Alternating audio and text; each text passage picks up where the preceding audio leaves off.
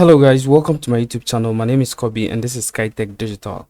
Now in this series of tutorials, we're going to talk about the Elementor Pro widget. Okay, so we're going to go step by step, one by one, what each widget looks like. If you come to Elementor website and then you look at their widgets, these are the Pro widgets. Now they have the basic widgets, which are the free widgets, and then they have the Pro widgets, which are the paid ones. Okay, so you have all these widgets, and then also the ones in the team element, and then you also have the ones in the WooCommerce widget. Okay, so we're going to talk about all of them one after the other and what each one of them can be used for. So we're going to start specifically with the loop grid. Okay, so we will go straight and then start with the loop grid. Now let's go to our website. So this is Elementor, okay, page builder over here. And as you can see, if you go to your left side and then look at the widgets over here, you see that we have the basic ones over here, and then we have the pro ones over here. Now under the pro, the first one that we're going to talk about is the loop grid. Okay, so the loop grid, so that is what we are going to talk about. So how we can be able to design a very nice post grid for our website. So we will basically use a container over here. So we're going to pick a container, drag the container into this side. Okay, so let me just drag the container over here. All right, so now that we have the container over here, now I'm using this page is, the page settings is set to Elementor Canvas. Okay, so that means that I'm not going to have a header and then a footer. So what I'm going to do is over here I'm going to click on the edit container over here and go to it advanced. I'm going to give some padding to it. So I'm just going to give an all-round padding of, let's say 50. Okay, so that it's going to have a breathing space around it. Now I'm going to just click on this plus icon over here. Of course, you can click on this plus icon over here and then scroll down to the loop grid. Okay, so over here I'm going to just drag in the loop grid over here. So we have the loop grid over here, which brings us with the edit loop grid section over here. Now with this one, you have to select your layout, how your template, the template that you want to use. Okay, now the moment we don't have any template that we're going to use, so we have to create the template. Okay, and then we also have the query over here. So if you click on the query, the source of your loop. Okay, so where the loop will be from, the post, it's going to be from post. Of course, you can choose any source that you want. Okay, and then also if you want to include anything, you can just type it over here. Okay, so for instance, if you want to include a term or the author, you can be able to type it over here or select it over here. And then we also have the date. If you want to select specific dates for it, you can choose it to buy, but I'm going to use all dates. And then also we also have what order by. Okay, so we have the order by. If you want to order it by date or by title or by whatever it is, you can select it over here. And then the order. Okay, so the order that you want it to be, is it ascending or descending, each other way, you select it over here. And then ignore sticky posts. So if you don't want to include any sticky post in it, you have to select this one. Okay, but you can choose to make it yes or no. It depends on your the way you like it. And then we also have what we call pagination. Now the numbering. Okay, so if you want to include pagination, you can include it over here, so that it's going to be like page by page. Okay, so each other way. So now we want to choose a template for it. Now we don't have any template over here, so it's either we create a template. Okay, so we can either click over here to create a template or click over here to create template. Each other way it will work for you. So let's just say we want to create a template, and then say, would you like to save the changes you've made? Yes, I want to save it. And then it's going to load for me, and then I'll start creating the template that I'm going to use for the loop. All right guys, so as you can see, this is our template section, and this is where we will create our template. Okay, so this is where we're going to create the template. So you see that they have recommended some things over here for us. So the post title, the post accepts, the post content, the featured image, the post info. Okay, and then other things that we can also use. Okay, so we can go ahead and then start creating the loop. creating the template. So we're going to go over here, and then first of all, we want to drag in a featured image. So I'm going to just drag in the featured image over here, and it's going to pull one featured image from our post, okay, so that we will see how the editing and everything goes.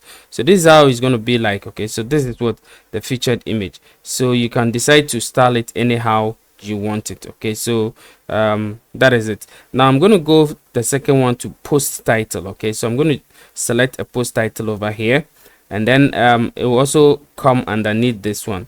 But what I will do is I'm just going to delete this one first, and then I'm going to use a container. Okay, so I'm going to drag in a container over here underneath this one.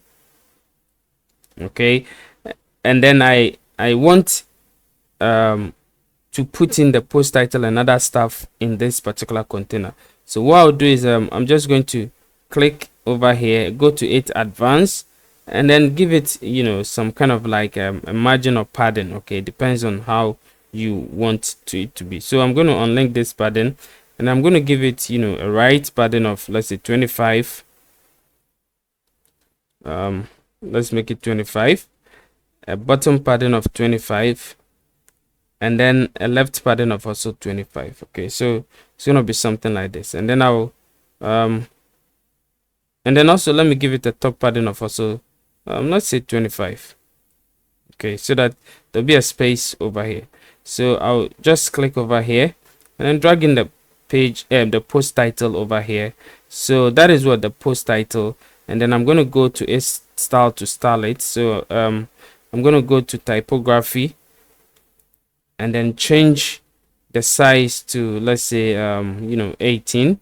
Okay, so it's going to be something like this, depending on how you want it. Okay, you can even change the typography and other stuff, but if you think it's too big for you, you can just change it. And then also I'll come over here, and then the line height, I'm going to increase it a little bit. All right, so 20 is what is quite okay, or you can either change from pixel to what em. Okay, so depending on how you want it. So 1.5 is quite okay, or 1.2, or let's make it 1.3. Okay, so this is for the post title. And then let's click over here also, and then we're going to use post info. First of all, let's go to post info. Okay, so I'm going to drag in this one over here. Okay, and then it will just come as a post info over here. So as you can see, we have the author name, the date it was published, and then the time and comment. Okay, so I'm going to remove the author, I'm going to remove the time, and then I'm going to just leave the date and comment. Okay, so if I still want to just remove the comment also, I can still remove it. Okay, so I'm going to remove the comment. I just want the date. Okay, I don't want any other thing again, I just want the date. So you can just style it, make the the text a little bit smaller. If you want it that way, you can make the text a little bit smaller. So I'm gonna go to typography over here, and then choose the text to be, let's say, 12. Okay, so this is quite okay for me, and I think it's okay, so I'm good to go. So I can also go to add element over here, and then add the last one, which is the post except also. So I'm going to just drag in the post except over here. Okay, so I'm going to remove this one because it fell underneath this one. I want it to be inside this container. Okay, so I'm just going to drag it this way, so that it's going to be inside the container. Okay, so so that I have all the paddings and other stuff done. So this is the post except. Now if you if you go ahead to drag in a post except widget, and then there's no post except that shows, meaning that you haven't set your post except yet. So you have to go back to your website over here, and then these are my posts over here. So to let me just open one post so that you see what I'm talking about. So let's just open this link building true creative and smart outreach post, and then you see what I'm talking about. All right, so this is the post over here. Okay, now if you scroll down, okay, or if you look at on your right hand side over here under post, okay, not under blog, under post, you realize that when you scroll down over here, there is accept over here. So sometimes it is hidden over here, but you can click over here for it to show, and then you can write in your accept over here. Okay, so make sure that you just copy some accepts from this main post and then paste it over here, and then just update it. And then when you come back to your loop that you are building, or the template that you are building, just refresh it, and then you will be able to see the post accept over here. So that is what with the post accept. Now let's look at something. Let's just go ahead and then see if we can try to just edit this post accept, because I think it's too much over here. So what you have to do is I'm going to go to a style over here, and then I'm going to go to typography, and then okay, not really typography, but let's go to its content over here. Okay, so I want to see if I could make it a little bit smaller or so. Let me see. All right, so just click over here. Okay, so click on this ranch icon over here. Okay, and you're going to see the settings over here. Now with this settings, you see the accept length over here. So if you want to see the accept length, if you want to reduce the length, okay, you can go ahead and then reduce it. So let's say I want to make it like an 18. Okay, so meaning that the length is kind of like going to reduce in size. Okay, so as you can see, it has reduced a little bit. So let's make it like, let's say 10. And you're going to see this it's going to reduce in size. All right, so as you can see, it has reduced in size. Okay, so I'm going to just increase it to 15. I just wanted you guys to have a fair idea of how everything works. Okay, so that is how it is. And then apply to post content. If you want to apply it to your post content, you can click over here, but we just want to apply it to the accept. And then when you click on advanced over here, you can either go ahead and then set a before text and then after text, or fallback text. If there is no accept, this is what is going to show.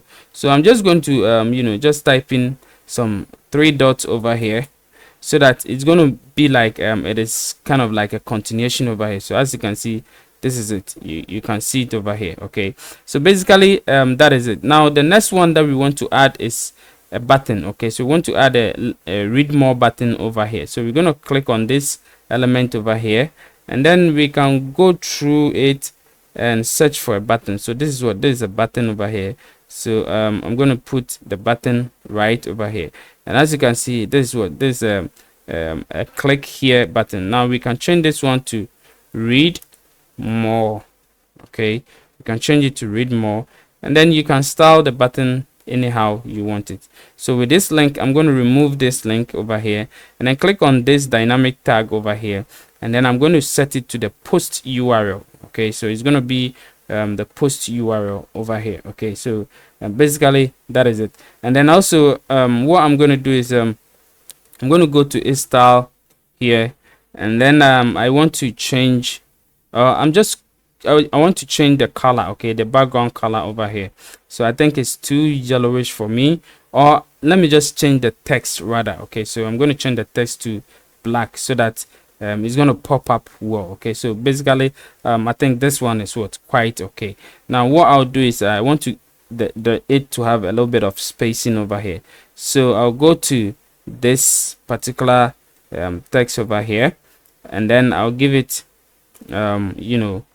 a top padding, okay, a bottom padding. So I'm going to give it a bottom padding of, let's say 10, so that there'll be a little bit of space over here. So it's going to be something like this. Okay, so as you can see, I want to also give it a top padding of, let's say 10 also.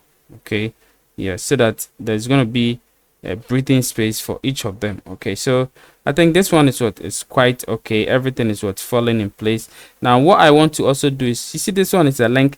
I want this one to also be a link. I want this one to also be a link. So what I'm going to do is I'm going to click over here, and then go to content over here, and then over here where they say paste a link, I'm going to click on dynamic link over here, and I'm going to use the post URL. Okay, so with this one the same also, I'm going to click over here,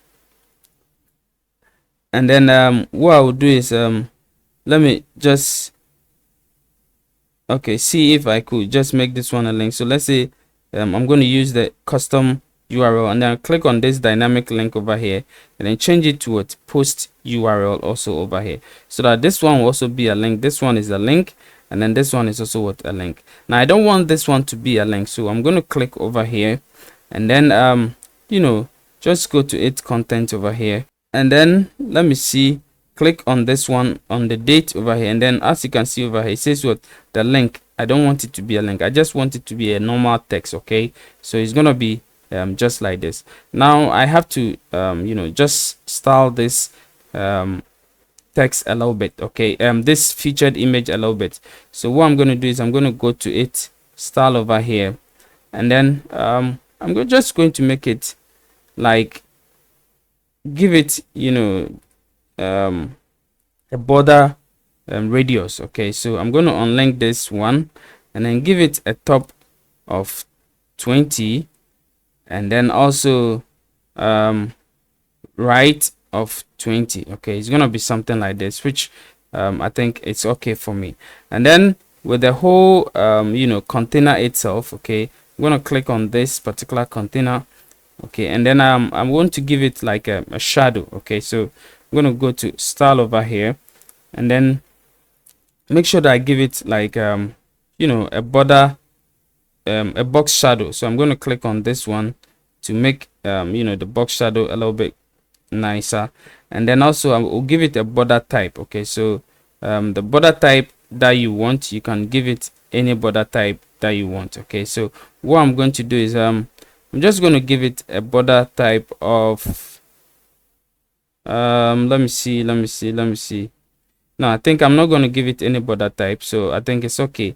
But what I want to do is I just want, when I hover, something should happen. Okay, so I'm going to go to hover over here and then change the you know, this is the border. Okay, so when I go to hover over here, I'm going to change the border type to solid over here. Okay, and then what I'm going to do is when I hover, it's going to be something like this, but that is not what I want. I want to unlink all the you know, the links over here, and then give it a bottom border of, let's say, 5. Okay, so it's gonna be something like this over here, but I want the color to be yellow. Okay, this the theme color, which is the yellow over here, so it's gonna be something like this. And then when I hover on this one also, I want it to do some action, so I'm gonna go to the featured image over here, go to a style, and then let me see what I want it to do. So let me go to hover over here, and then I'll go over here, and then I want it to you know, just shrink. Okay, I'll pause and shrink. So let me just click over here, and then it's going to be something like this. No, I think shrink is quite okay, or maybe bob. Okay, let me see. Yeah, so this one bob is what is quite okay, so I'm going to use this one for it. And then if I think everything is okay, all what I need to do is I need to click on save and back. So if you click on save and back, it's going to save all the loop, all the things that you've done, and the loop is going to display over here. Very, very nice. Okay, so that is how you can be able to use the loop grid to be able to create you know, a nice post page for your website. Okay, so this one is what is the loop grid. Now let's look at something also. So if I click over here, let's say if your loop grid is not equal in height. Okay, so how do you fix this one? Now it's also very simple. Now go to you know, click on this this icon over here, click on this icon over here, and then you see this one which says what, now we are editing the loop. Okay, so you see this one which says what, equal height. Just click over here to apply it. Okay, so you can change it to masonry. You can also change the columns. Okay, so if you want it to be, let's say, 4 columns, you can change it. Okay, so let's say you want it to be 4 columns, and then maybe 4 per page. You can also change it, or maybe 8 per page. You can also change it. Okay, so basically it's gonna be it's gonna be something like this. Okay, but I don't think, you know, 4 columns is quite good enough, so I'm going to make it like a 3 column, and then I'm going to make it 6 per page. All right, so it's going to be 6 per page. And then what I want is I want pagination also. So I'm going to go over here and then just add, you know, you decide to add numbers or previous or next or anyhow you want it, or load on click, anyhow you want it. So let's say previous and next. So you're going to see all this over here. Okay, so that if the posts are more, is you just click on next and then the next post will show. If you want it to be numbers, this is how it's going to be like. Okay, so the numbers is also going to show over here. You're going to see over here. If you want it to be maybe numbers plus previous and next, you're also going to see it over here. Okay, and then if you want it to be load on click, it's also going to load more. It's also going to show over here. And then let's say you want it to be infinite scroll. Okay, meaning that the more you scroll, the more the pages the loop, or the loop starts coming in. Okay, so basically I think this is how you can be able to use the loop grid to create your own kind of like loop or post page for your website. So thank you for watching, and we are going straight to the next one in the next video. See you. Bye.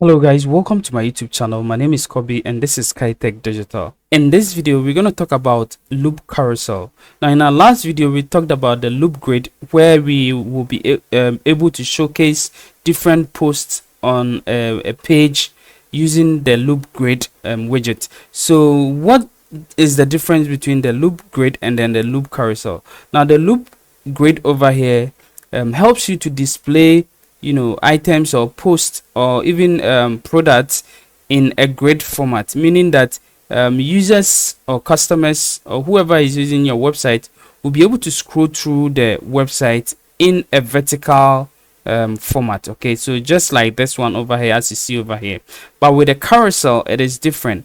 Now it's going to be like a slider or kind of like a horizontal scroll. Okay, so users will be able to see the post in a horizontal scroll format over here. Now I'm going to show you how you can be able to use the loop carousel to display your post or products in Elementor or in your website. So this is what we are going to do now. This is also part of the Elementor Pro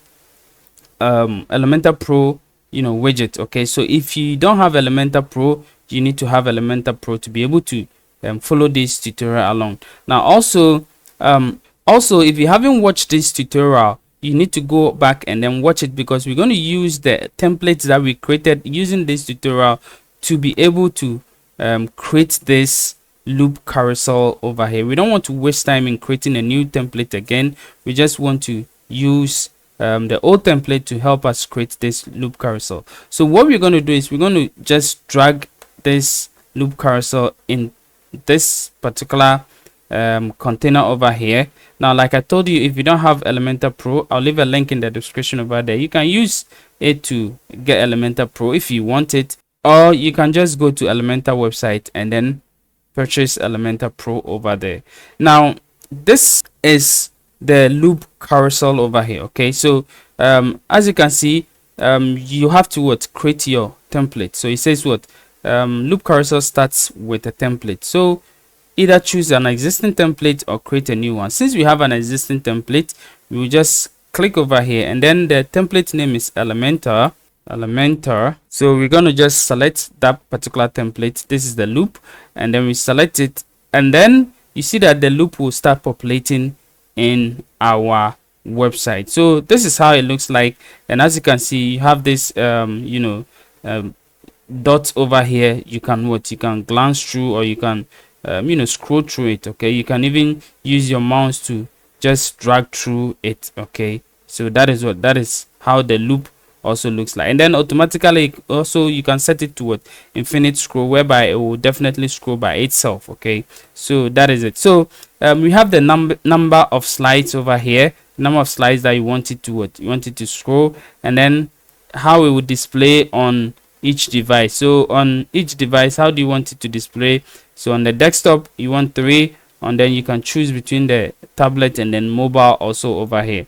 And then the slice to slice on scroll. Okay, so how many slides do you want it to scroll? You can choose either 1, 2 or 3 or whatever it is. And then if you want it to be on equal height, you make sure that you toggle this button over here. And then also you have the query also over here. So with the query, the source where you want to pick your source from, is it a post pages or template, or even if it is product, it will show over here. And then which one you want to include, so the terms and other stuff, the author and all those kind of stuff you can include. And then also the sort by and all those things you can also include over here. And then let's go to the settings of it. Now with the settings, you can make it like I told you, an infinite scroll, which is an auto play. Okay, it will automatically start playing for you. As you can see, it is just scrolling over there for me.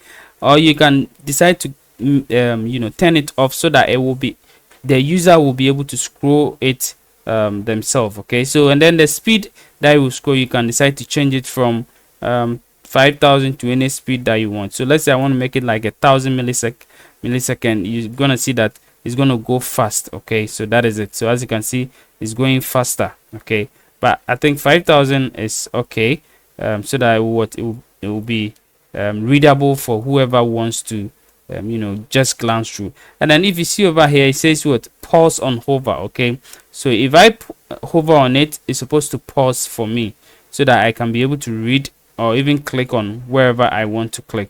And then we also have pause on interactions. So whenever you are interacting with it, it will have to pause. And then infinite scroll, we've talked about it, it will scroll infinitely.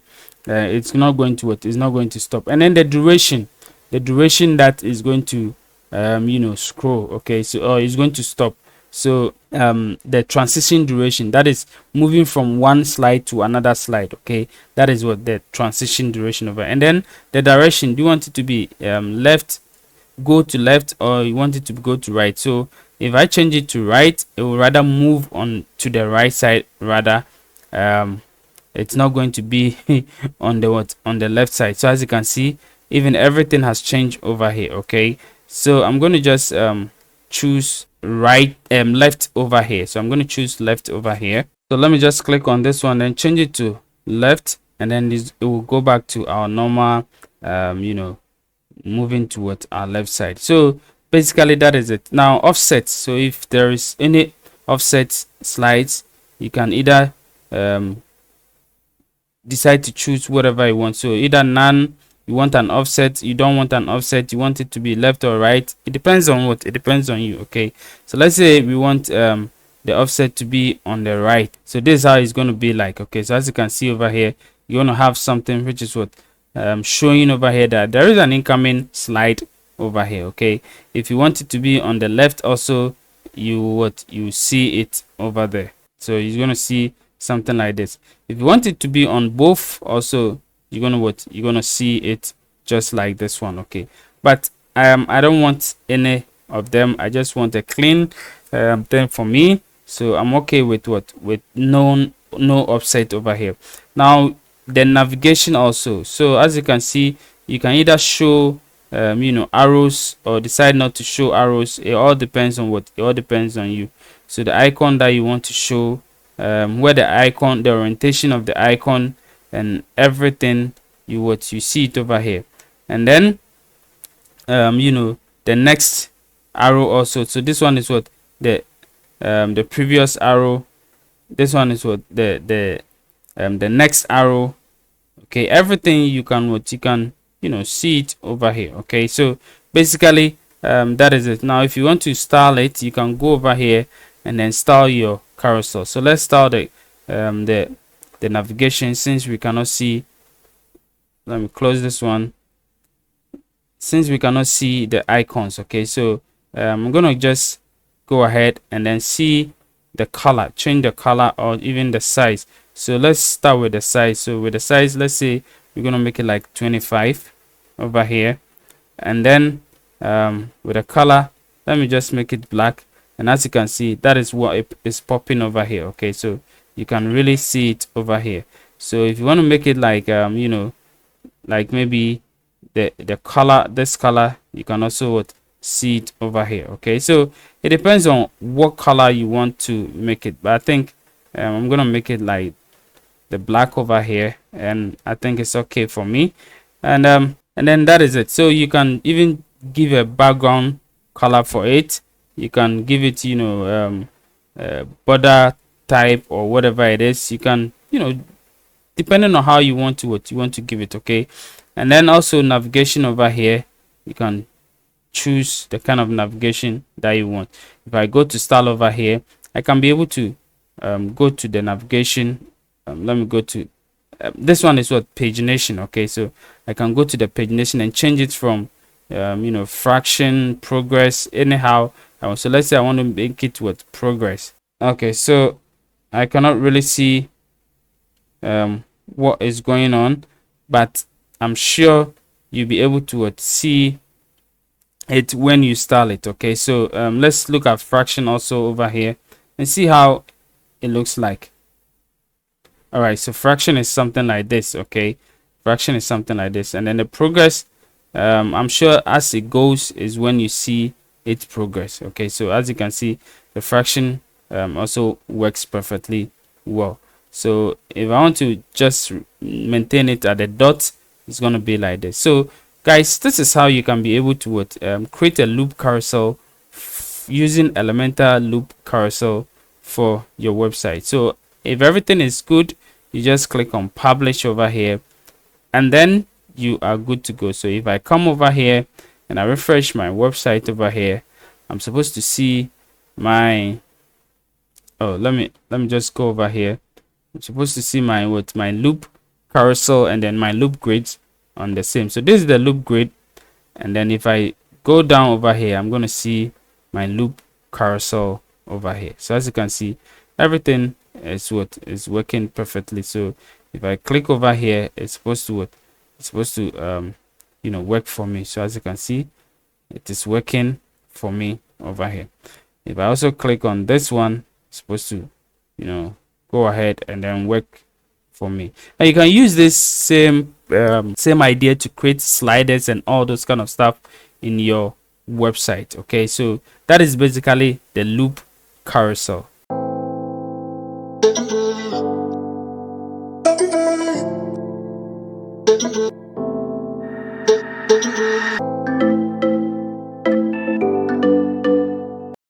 Hello guys, welcome to my YouTube channel. My name is Kobe and this is Kaetech Digital.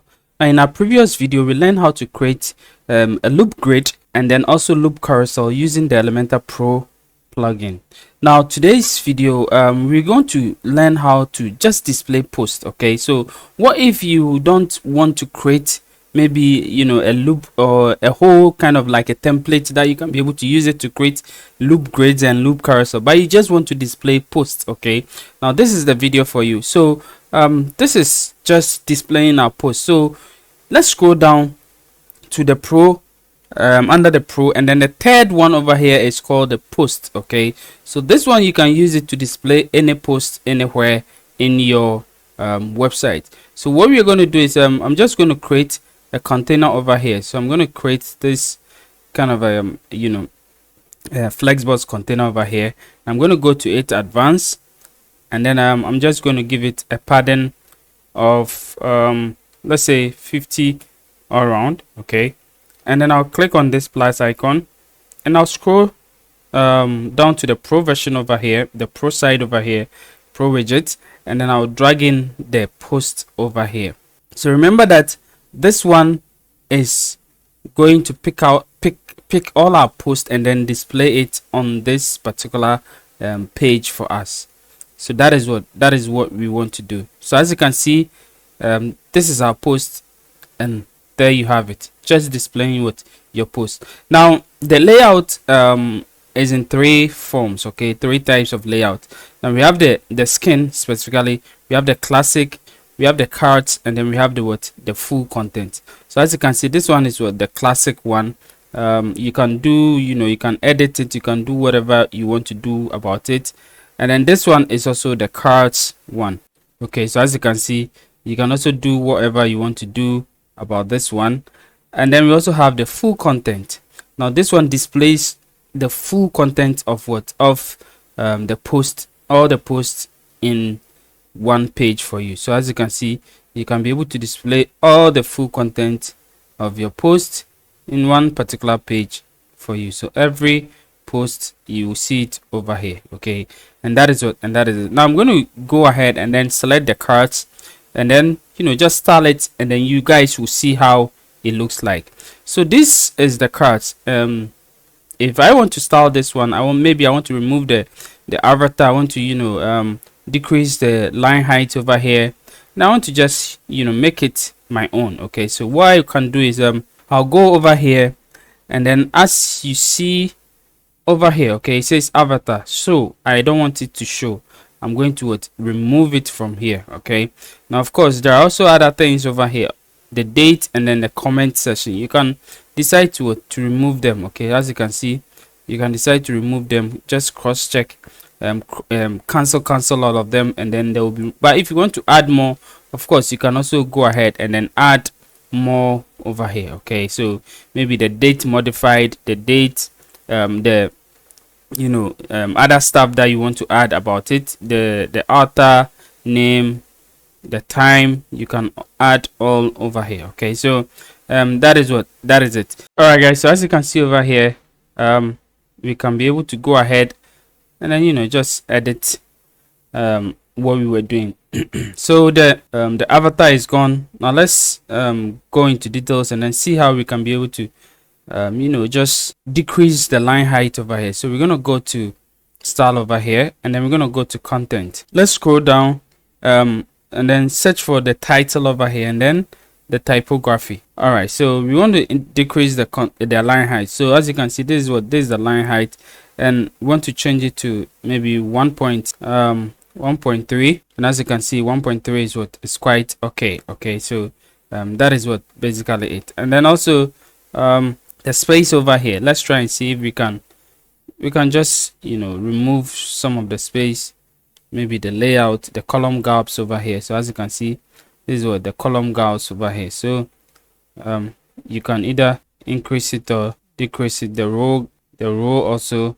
Okay, all right, so let's go to the gaps, the cards over here. So with this one also, you can change the the border color, the background color, everything. Okay, so let's say I want to make it border radius of let's say 30.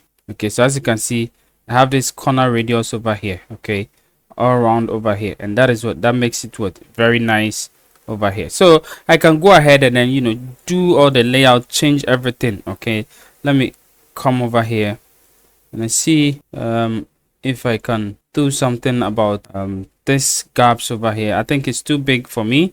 Let me go to the content, the spacing over here. So let me try and see. So as you can see, I can just reduce the spacing a little bit. Okay, and that is good. So this is the title spacing. This is also the accept spacing, so I can also reduce it a little bit. So as you can see, it is now okay for me. I feel okay, it is good. Okay, so now you can go ahead and then just play around it and see what best is good for you. Okay, see what best is good for you. If you want to even change this one over here, the read more, you can go ahead, change the color. Okay, you can decide to change the color to any color that you want. So as you can see, this is read more over here, but I'm going to stick to the previous color. So I'm going to cancel this one and stick to the previous black color. I think that one is is best. If you want to reduce the spacing also, you can go ahead and then just reduce the spacing over here. Okay, and as you can see, everything looks perfectly well designed for us, and we can be able to go ahead and use it in any way. If you want to remove this one, or if you want to make it, let's say, yellow. Okay, so we want to make this one yellow. So where can we find it? Let's go to the cards over here. Okay, and then let's see, meta border.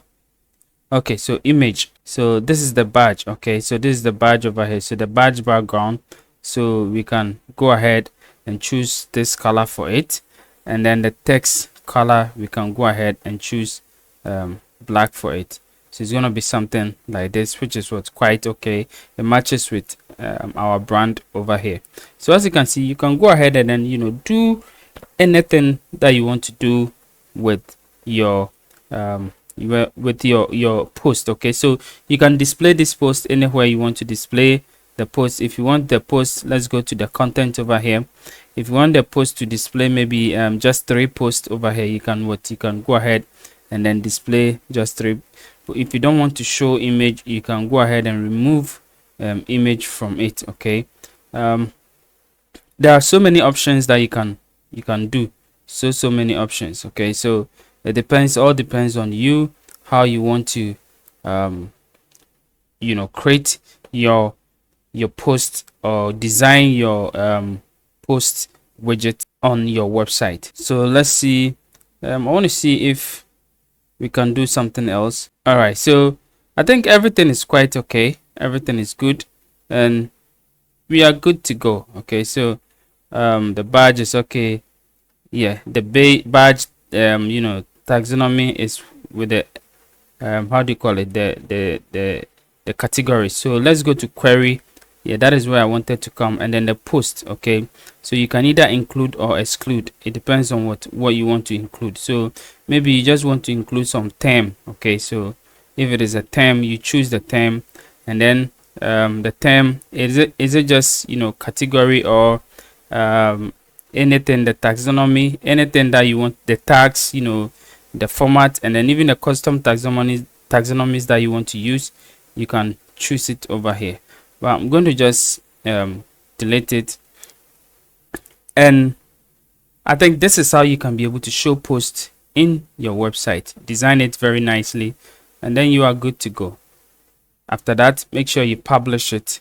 Okay, make sure you publish it. All right, so if you go to the front end and then we look at it, we're going to see a beautiful post over there. So as you can see over here, this is loop grid, this is loop carousel, and these are our posts. Okay, so this one looks very neat, very nicely. This one also, depending on how you edit it or you design it, it will look the way you want for you.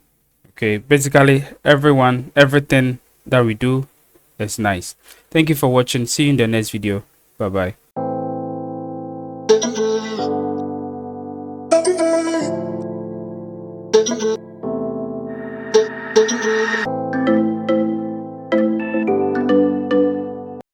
Hello guys, welcome once again. My name is Kobe and this is Kaetech Digital. Now in this episode of providing you with great content about Elementor Pro, we're going to talk about portfolio, how we can be able to create a portfolio for our website. Now the last episode that we did, we talked about how we can be able to insert posts in our website, how we can also be able to create a loop carousel, and then how we can also be able to create a loop grid. Now we've talked about the 3 of them, the first 3 of the Elementor Pro widgets. Now we're going to talk about the 4th one, which is the portfolio widget. Okay, so portfolio widget. Now with the portfolio widget, as you can see, that is the 4th one over here. So this one over here. So what we're going to do is of course I've created my title already. I've also created my one container over here, Flexbox container over here. Now what I'm going to do is I'm going to just drag in this portfolio into the Flexbox container. Okay, so I will just drag in this one over here. I'm just going to drag it in. Okay, and then we're going to see how it will all turn out. So as you can see, what it does is it pull out it will pull in pictures from our post, okay, into the portfolio. So basically, if you look at the portfolio layout over here, now let's go to the query where the pictures are pulling from. So you're going to see that the pictures, the source is going to be what our post over here.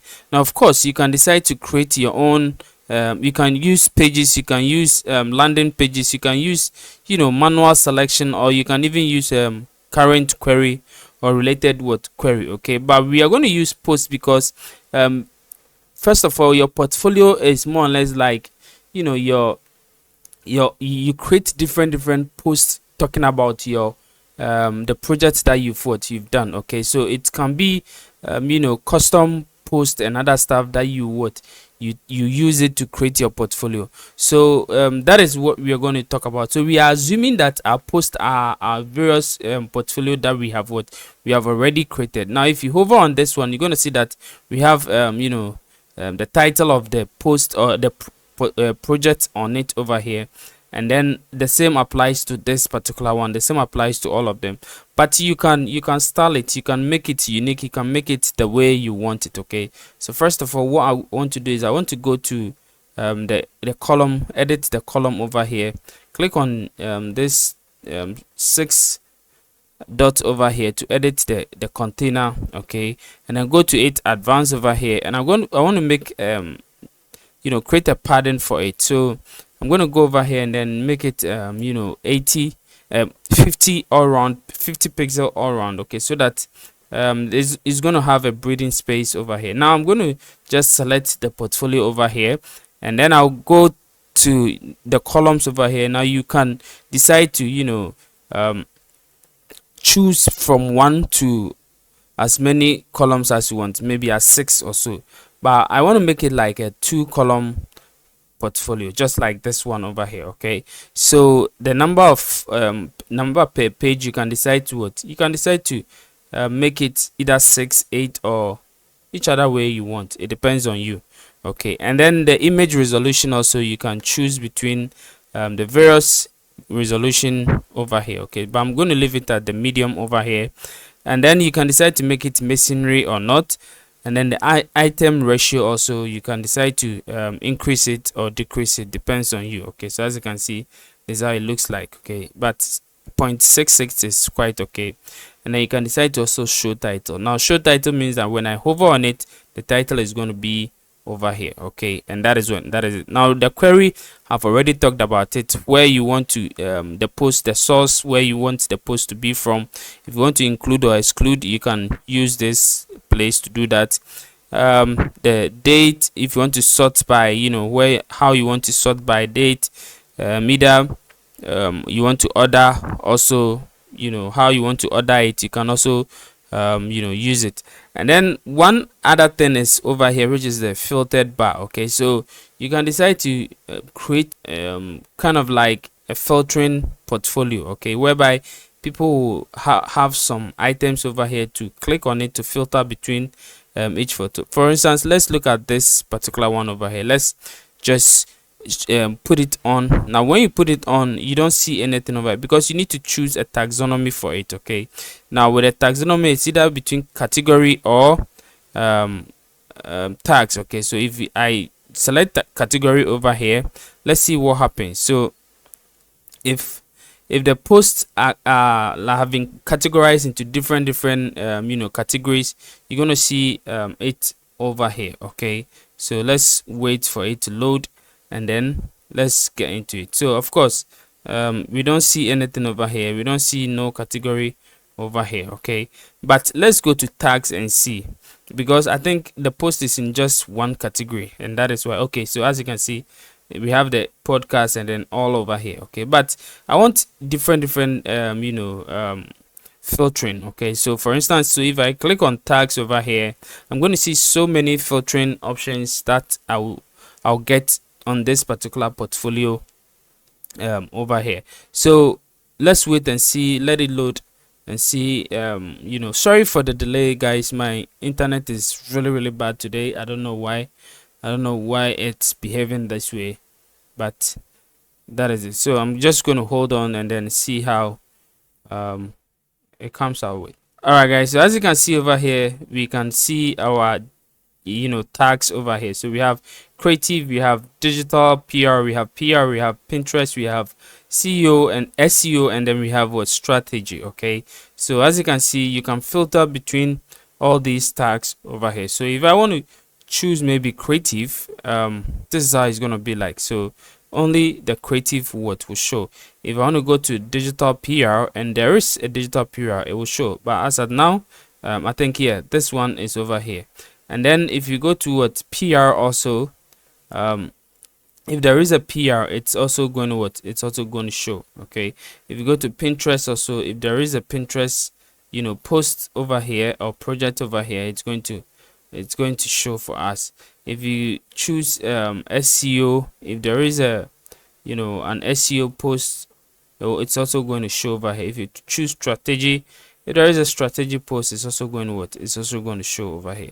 So basically that is what, that is how the whole filtering thing looks like. Okay, now let's decide to style the whole portfolio itself. So we're gonna go to style over here, and then we will style it one after the other. So first of all, the items. So if you want to give a breathing space for each of the items, you can of course do so. So you can give you know, a column gap and then a row gap also. So I'm just going to give it 25 for column and then for row also. So as you can see, this is how it's gonna look like. Okay, very perfect. Now the item overlay also, you can what, you can decide. Now of course, if you want a border radius, you can also do so. Now the background color for the item overlay, so you can choose a background color for it. So I'm going to choose this, my yellow, so that it's, so at the moment if I hover on it, this is how it looks like. But I want my yellow color over here. So if I hover on it, this is how it's going to be look like. But I want the image, like a background overlay, not like to cover all of them, but I want to see a little bit of the image. So I'm going to go over here and then decrease the opacity of the you know, the color. Okay, so I think this one is quite okay. So as you can see, this is how it looks like. Okay, it's gonna what, run through all of them. Okay, and then the color also, that is the text color, right? I'm going to choose black over here. Okay, now of course, if you want to reduce the size of this this text, you can do so. When you go over here, you can even change the typography size and everything, you can do so. But if I want to you know, change the size over here, I can go ahead and then make it like an 18. Okay, so if I hover on it, you see that it's going to be what, a little bit smaller. Okay, of course I can decide to make it like, let's say 22. Okay, so let me make it like 22 and see how it looks like. Okay, so this is how it's going to be like. Okay, so basically this is what, this is quite okay. Now you can even increase decrease the or reduce the size of the line height. So I'm going to make it EM over here. So I'm going to scroll up, change it to EM, and then make it 1.3 EM. All right, so I think everything is quite okay for me. Then the next one is the filtering. Okay, so the filtering, let's go up over here. This is the filtering also. So let's just you know, select it and then see the things that is under the filtering. So you can, you know, change the color, the active color, and all those things. The color, let's make it all black. We're gonna change it to the accent color. All right, and then the active color over here, you can also decide to you know, make it any color that you want. So let's say the active color, I'm gonna make it like a yellow. Okay, so I'm gonna make it this yellow.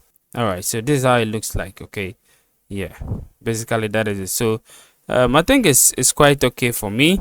And if you are cool with it, if you're okay with it, of course you can go ahead and then publish it.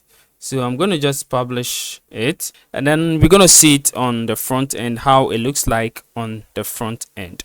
All right, so let's go to the front end and have a look at how it looks like. So we're going to refresh the whole website itself and then see how it looks like. Okay, so this is the loop carousel, and then this is the post, and then this is our portfolio. So as you can see, guys, it looks pretty awesome. Okay, it looks pretty good. So if I click on digital PR, this is how it's going to look like. If I click on SEO, this is how it's going to look like. Okay, so it looks so nice, it looks so beautiful. If I click on creative, this is how it's going to look like. If I click on PR, this is how it's going to look like. Pinterest, This is how it's going to look like. Strategy, this is how it's going to look like. SEO, and then if I want all of them, they'll all come back together. So guys, it looks pretty nice, pretty beautiful, and that is how you can be able to create a very nice portfolio using the portfolio widget in Elementor Pro.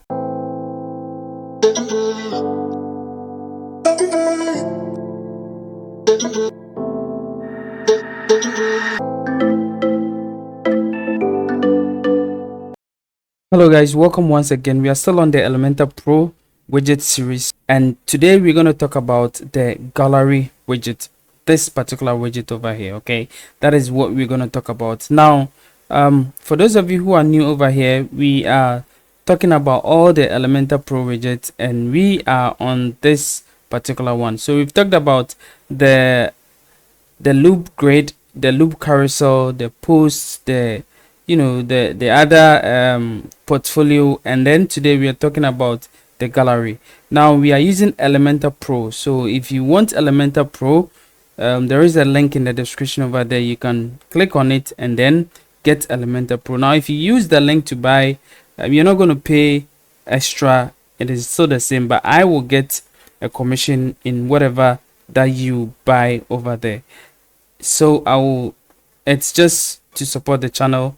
So if you want to use it, fine. If you don't want, you can still go to Elementor and then purchase it over there. Now let's get into the video. So we're gonna go ahead and create a gallery. Okay, so I'm gonna click on this add element over here, and then I'm gonna scroll down to the pro element or the pro widget, and we're gonna go to our gallery over here. So this is what we're going to talk about.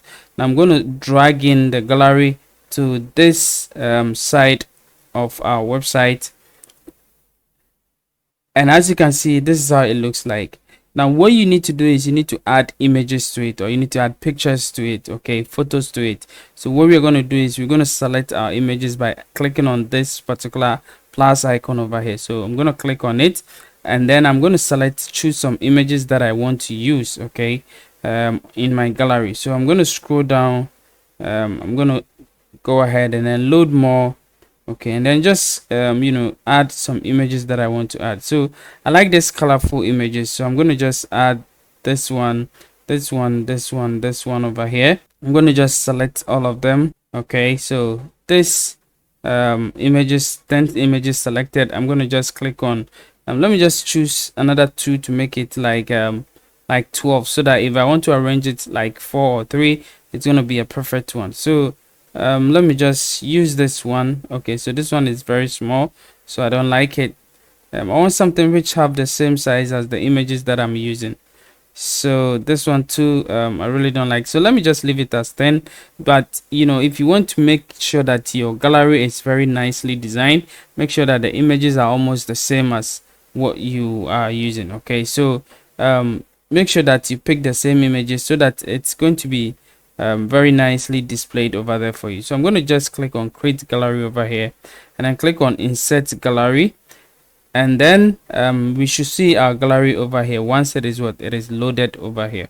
So as you can see, this is our gallery. Now it looks similar to the the portfolio. The only thing is that with the portfolio you can't select images. You only have to select either projects or posts that you've already created. Okay, so that is it. So as you can see over here, this is our gallery full of images over here. Now you can check the gallery type. So we have single and multiple. So let's look at how the multiple also look like. So as you can see, you can either add multiple images over here. Okay, so if I click on this one, I can select images over here and add it over here, and then I can also add an item over here. Okay, so it depends on how you want it. So let's say I want to choose multiple images. I'm going to go ahead and then select the images that I selected. So let me just select these images over here. Let me just select some few images over here. So I'm going to choose this one. I'm going to also choose this one. Okay, so this one is not good for me. I'm going to choose this one and choose this one. Okay, so this one too is not good for me. I'm looking at the sizes over here. Okay, so if I feel like the size is not good for me, I'm not going to choose it. So I think 9 is okay for me.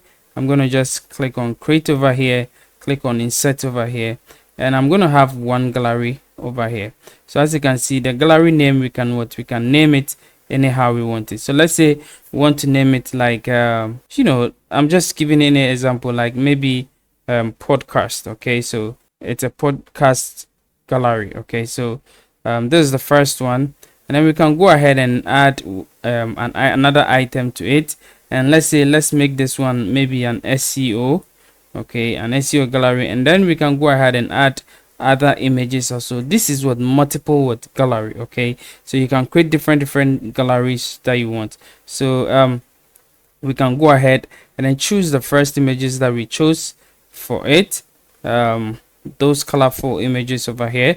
So we're gonna choose we're just gonna select this ones. All right, so I'm gonna select this one, so create it, and then just create this one also. So this one is also what SEO. So as you can see, you can it just behaving just like our portfolio over here. Okay, so you can make your gallery look very nice. So that is the multiple one. Okay, or you can decide to just use a single type of gallery. It all depends on you. And you see how we did with a single. That is it. Now let's look at the layout. Okay, so with the layout, you can either choose justify, masonry, or grid. Okay, so 3 of them. It depends on you. And then the column, I'm just going to make it like a 3 column. Okay, so as you can see, this is what 3 column over here, and it looks pretty nice. Okay, so it looks pretty nice. This combines all of them together. Okay, so if I want to glance through, or just go through it, like from one gallery to another gallery, I'll just choose podcast over here, and it's just going to give me all the podcast gallery. And I'll choose what SEO over here, and it's also going to give me all the SEO gallery images. Okay, so basically that is how it's going to be like. But if I want all of them, it's going to show over here. Now you can give column spacing for it. Okay, so depending on your need, you can just give the spacing that you want for the gallery. And then also you can also link it. So if you want to link it to the media file, or you have any other link that you want to link it, you can link it. But I don't want any link, so I'm just going to remove the link from there, so that it's not going to be a clickable link. Okay, so that is it. Because if it is a clickable link, meaning that when somebody clicks on it, it's going to send them to a different place over there. But if you don't have any place to send it to, then just make it none over here. And then the aspect ratio, you can either choose the way you want. So this is 3:2. Okay, so if you want it 1:1, 1:1 is going to be something like this. Okay, so as you can see, something like this over here. But if you want it to be maybe the 3:2 that we chose, is going to be something like this. Okay, so depends on how you want it. And then this is the filter bar. Okay, so if you look over here, this is what we use in filtering the gallery. So you can choose edit it, or do anything that you want to do about it. Okay, so if you point it, how is it going to be like? So is it underline, is it fade, or whatever it is? Okay, so you can use the pointer and all those things to change it, to see how it behaves. Okay, so that is it. And then the animation also, how you want it to be. Is it fading, is it sliding, is it growing, it is dropping, drop out, or none? Okay, so we want it to be just on the fade. Okay, and then the overlay also, that you can choose a title for it, or a caption for it, or even an alt or description, anyhow you want it. And then also the description. Okay, so if you want a description for it, you can also choose it for it. So let's say we choose a title for this particular one. It means that it's going to give us the image title. Okay, so when we hover on it, you see this one is gallery 5, this one is gallery 4, this one is gallery 3. Okay, so we don't have any image in the name specifically for all the images over here. So what our advice is, just set that to none over here. Okay, so that it's not going to have any kind of like a title or a words written on it over there. So basically this is how the gallery also looks like. Now you can style it. Okay, so we can go to style over here, and then we can style the images. We can you know, hover. When somebody hover on it, what do you want it to be? The border with the border radius. You know, if you want to filter using CSS, you can do so. Hover animation and all that, you can do so. And then also overlay. Okay, so when somebody, you know, hover on it, the overlay, the color that you want it to be, you can choose any color. So let's say I want to choose like you know, a yellow color for the overlay. That's how it's gonna be like. Okay, so this is how it's gonna be like. So this one is for just the normal one, but let's look at hover over here, and then we want to choose, let's say this one. Okay, and then we will reduce it a little bit. Okay, so let's just reduce. So somebody hover on it, this is how it's gonna be like. Okay, very nicely done. So the blend mode, you can choose between all the different blend modes over here. And then the hover animation, also you can choose any animation that you want. Okay, and then the animation duration, and then when you come to the content also, how you want it to behave. Okay, so you can, you know, align it either vertical position, you can choose any position that you want, and then also the padding. Okay, you can also do so for it, and then the hover animation, and then, you know, the animation duration, and then the sequence animation, and then we have what the filter bar also over here. So basically everything looks fine. Now let's publish it and then see how it looks on the front end of the website. So I'm going to publish it over here, and as you can see, it has been published. Now let me go to the front end and then, you know, view it over here for you guys to know how it looks like. So if you come over here, you're gonna see that this is our gallery. Okay, all the images that we selected is showing perfectly over here. We can filter, you know, we can filter it. Okay, so from podcast to just SEO. Okay, all of it can be done as easily as possible, and that is how you can use the gallery widget to create your own gallery for your website. Now please don't forget to like and subscribe to this channel. Let's grow together as we give you all the better content and understanding that you need to create your own WordPress website.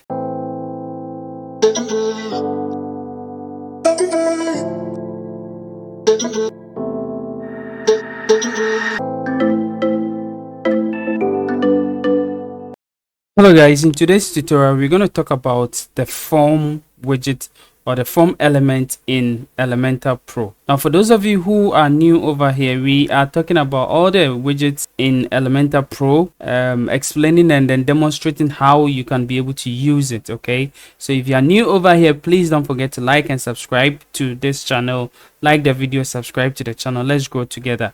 Now let's jump in it. So this is what we're going to talk about, the form. Okay, how we can be able to build form using Elementor Pro without adding any extra plugin. So let's jump into it. So we're going to go to our website over here, and this is how what we're going to do. So I'm going to just rename this one to form. Okay, so for those of you who are new, we've been creating tutorials based on the Elementor Pro widget over here. So as you can see, a lot of tutorials has been created over here. Okay, so you can check out the playlist, Elementor Pro playlist, and then you can be able to see all the things that we are doing. If you need Elementor Pro, I'll leave a link in the description for you. You can use that link to buy Elementor Pro. Now if you use it to buy, you are not paying extra. Okay, you're paying the same thing, just that anything that you buy, there's gonna be a commission for me over there. So it helps build the channel so that we create more videos for you guys.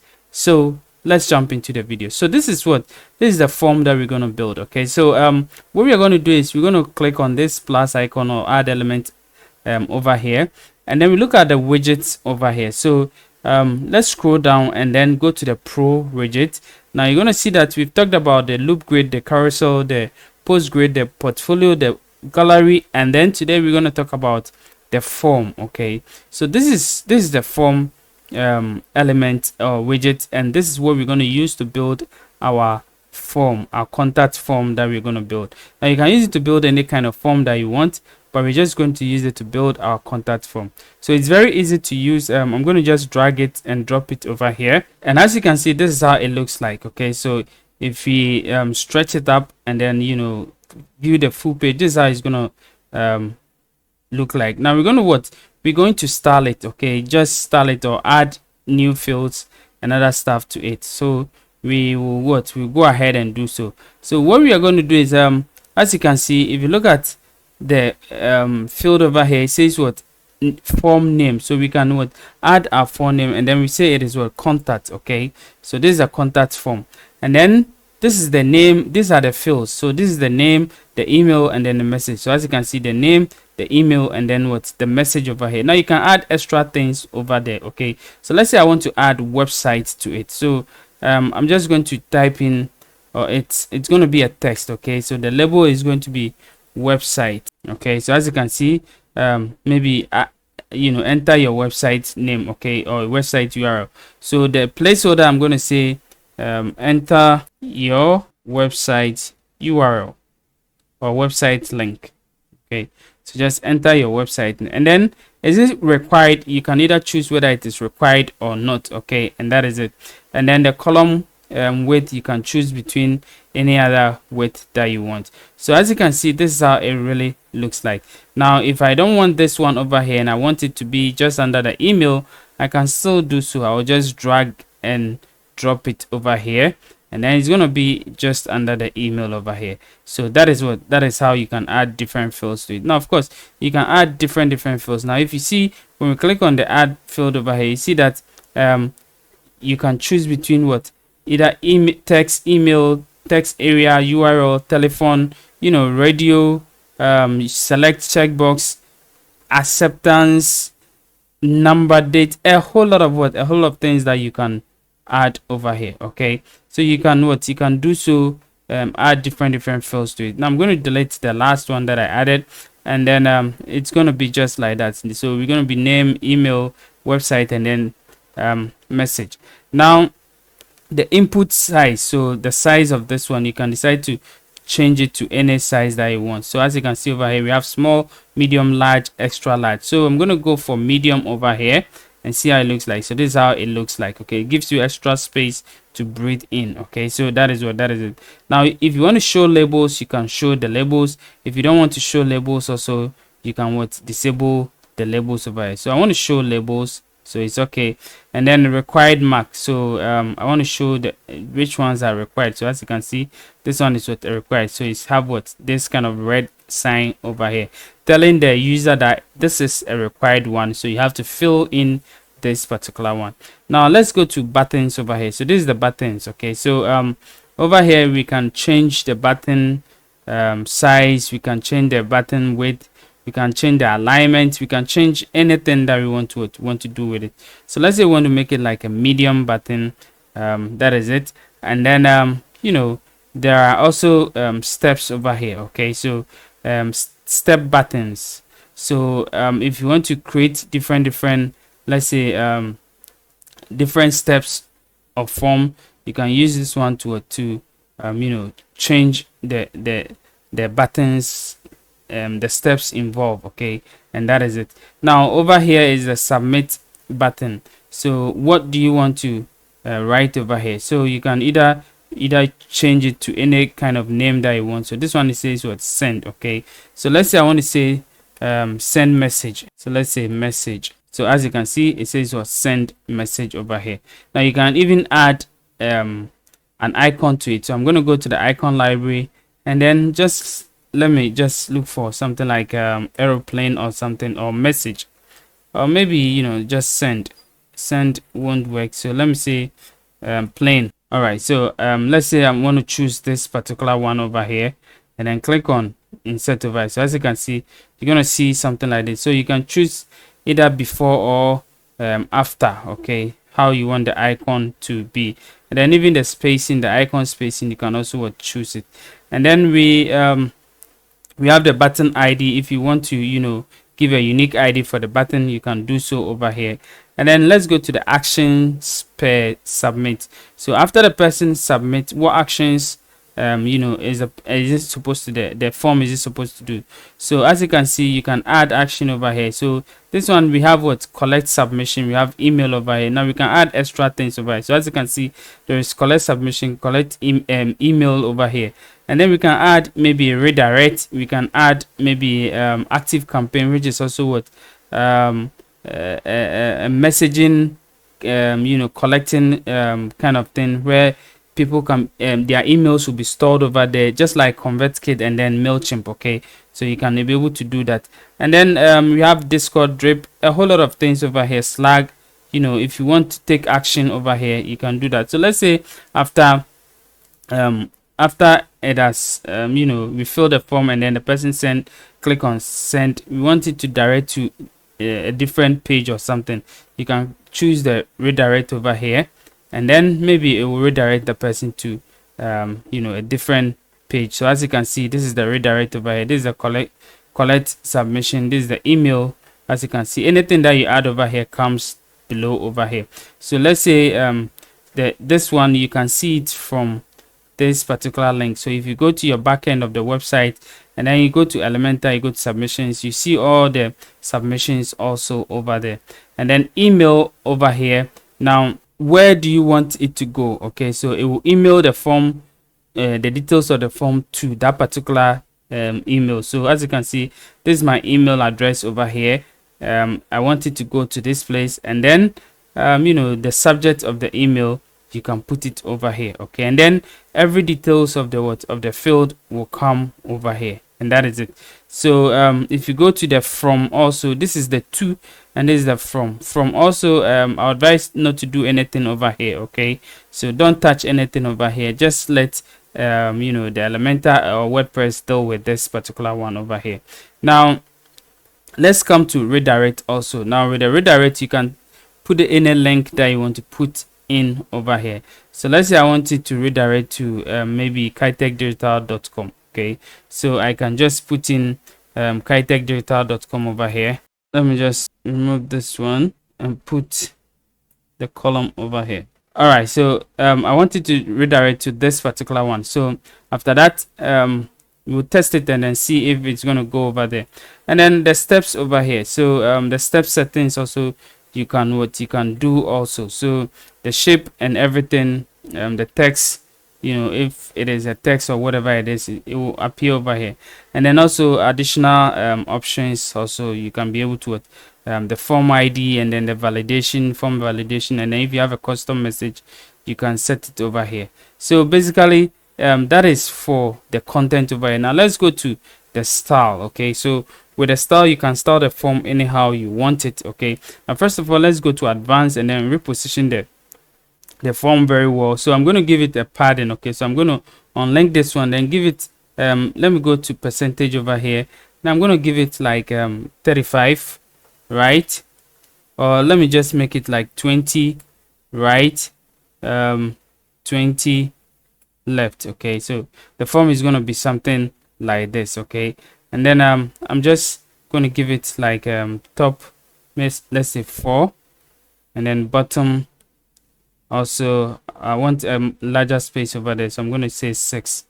Okay, so the form is going to be something like this. As you can see, everything looks perfectly well over here.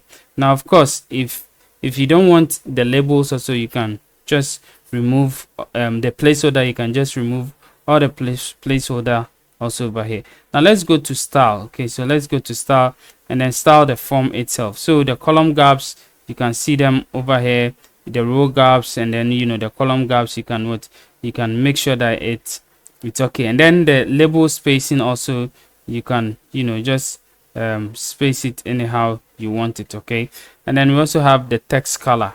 So the text color, the mark color, the typography, all of them you can choose between it. And then also the ATM field, the spacing, the color, the typography, you can choose between it. And then let's go to the field itself. Okay, so with the field itself, this is how it looks like. The text color, the typography, the background color, you can choose any background color that you want.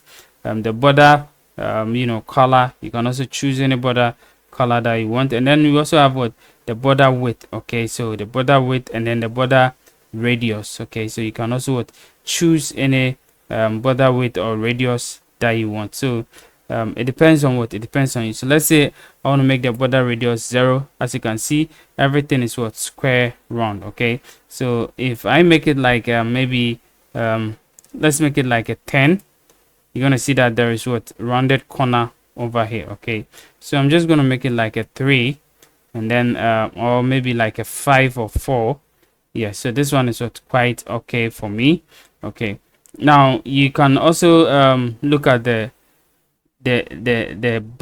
buttons over here. So the buttons, how you want the buttons to also behave. If you want it to you know, hover and all those kind of stuff, the button type. Okay, so you choose any type that you want. I'm just going to leave it as default, and then with the button color, you know, I can choose any color that I want. So let's say I want it to be black like this. Okay, so it's okay for me. And then when you hover on it, I want it to be yellow. Okay, so I want the hover color to be yellow, and then the hover text, let me see if it's going to be black for me.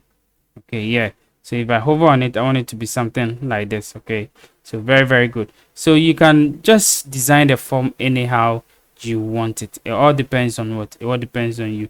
If you want any animation, you can also do so. Okay, and then we have the border radius, the text padding, you know, and then when you go to messages also, the success message, the error message, the inline message, and then we also have what steps. Okay, since you are not using any steps, we're not going to worry about it. So basically, this is how you can be able to create a very nice form, okay, for your website. Now we're going to publish it. So I'm going to just go ahead and publish it, and then if I go over here and then refresh the website, now let me scroll down, and as you can see, this is our form over here. So I can you know, type in my name. Okay, so I'm just gonna type in Kobe, and then I'll type in you know, my email address.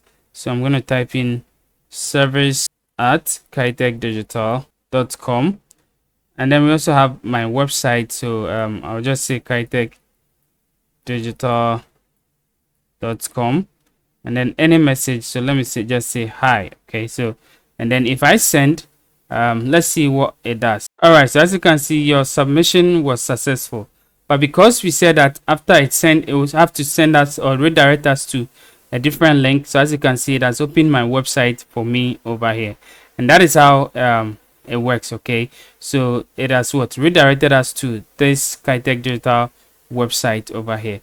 Now let's go back. Okay, so guys, this is how you can be able to create a form using Elementor Pro form builder. Okay, so thank you for watching. Please don't forget to like and subscribe. Let's make this channel a bigger channel. See you in the next video. Bye bye.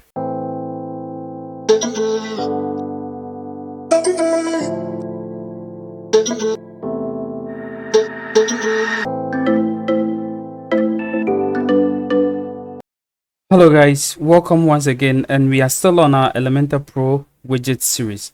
Now last time we talked about the form, how we can be able to build a form using the form widget. Now we're going to talk about how we can be able to build a login page or a login section using our using the Pro widget over here, login widget over here. So let's jump into it. So I'm going to come over here. Now I've created some section over here. So as you can see, all the widgets that we are building is on just this particular page over here. Okay, so you can go through, I'll leave a link over there so that you can go through how each of them really works over there. Now we are using Elementor Pro. For those of you who are new over here, we are using Elementor Pro, and we are talking about the Pro widgets. Okay, so if you need Elementor Pro, I'll leave a link in the description for you. You can use that link to buy Elementor Pro. Now of course, if you use it to buy it, you're not going to pay more. You're just going to support this channel, because any thing that you purchase on Elementor, I am going to, or this channel is going to get a small percentage commission from it. Okay, and that is it. So Thank you for watching. Please subscribe to this channel and let's grow together. Now let's jump into it. Now I've created this section over here. Okay, so it's just a simple section with the background and then a title of what of the form that we're going to build. So we're going to build a login form.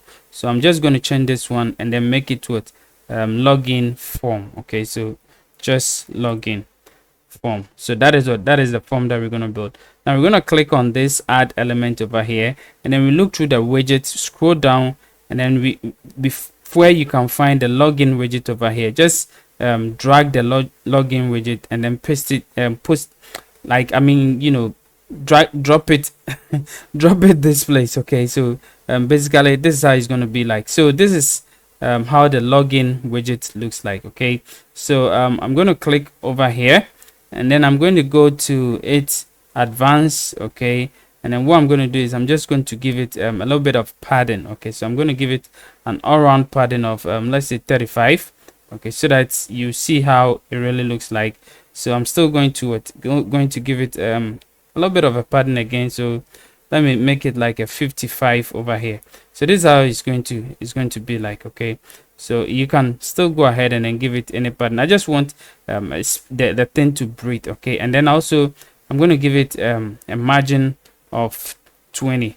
Okay, so there is a pattern, there is a margin, anyhow you want it, but I think the pattern is quite okay. So I'm going to remove the margin from it, and then with this one what I'll do is I'll just give a little bit of, you know, kind of like a space over here.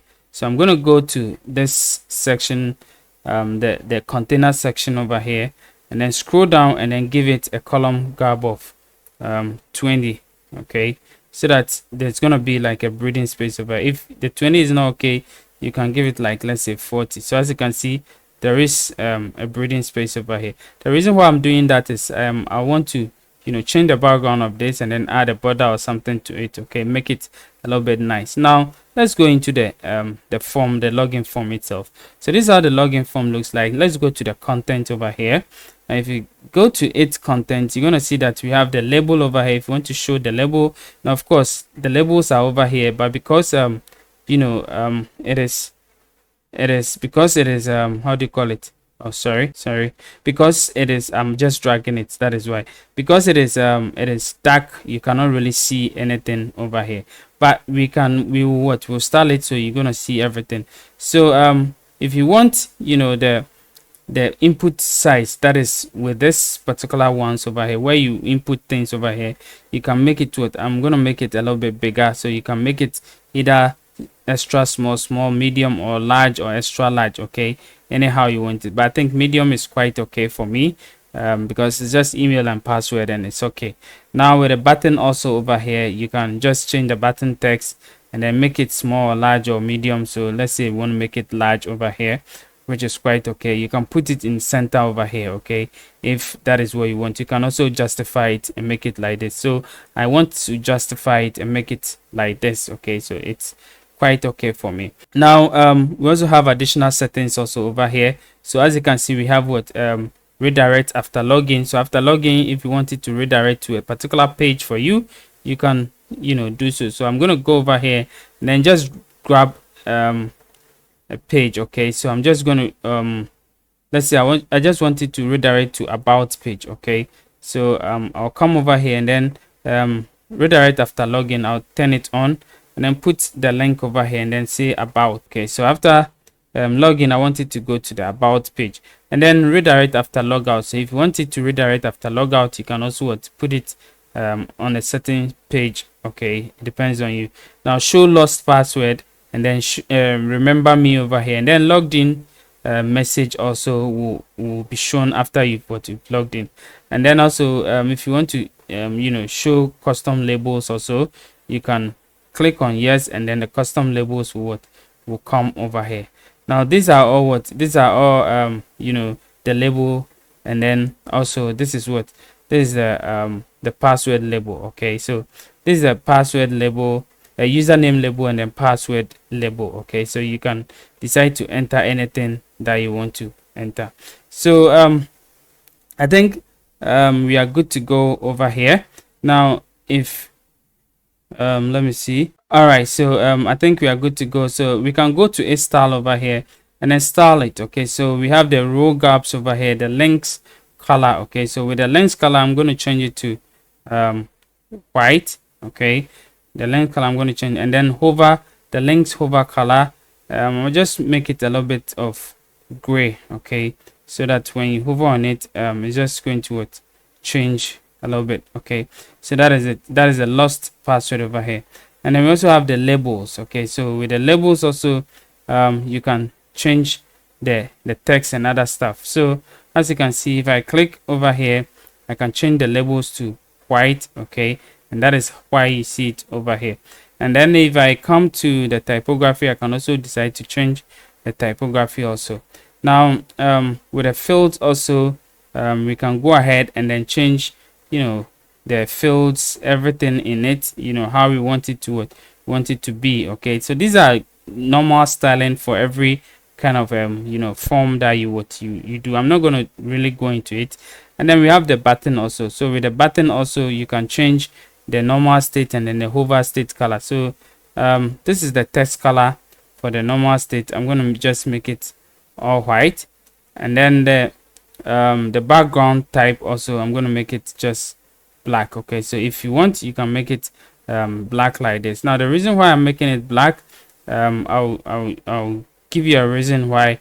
Now I know it's kind of something, but okay, let me change it from black to let's say the yellow color. Okay, our yellow color for our website. So I think this one is okay. And then the text color, I'm going to make it black. Okay, so that is going to be something like this.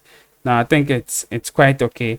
And then we also have, you know, if you want a border type, you can choose between non-solid, whatever it is, but the default is quite okay for me. Now if I hover on it, it's still the same, but if I come over here and then, you know, I can change the text color to white when I hover.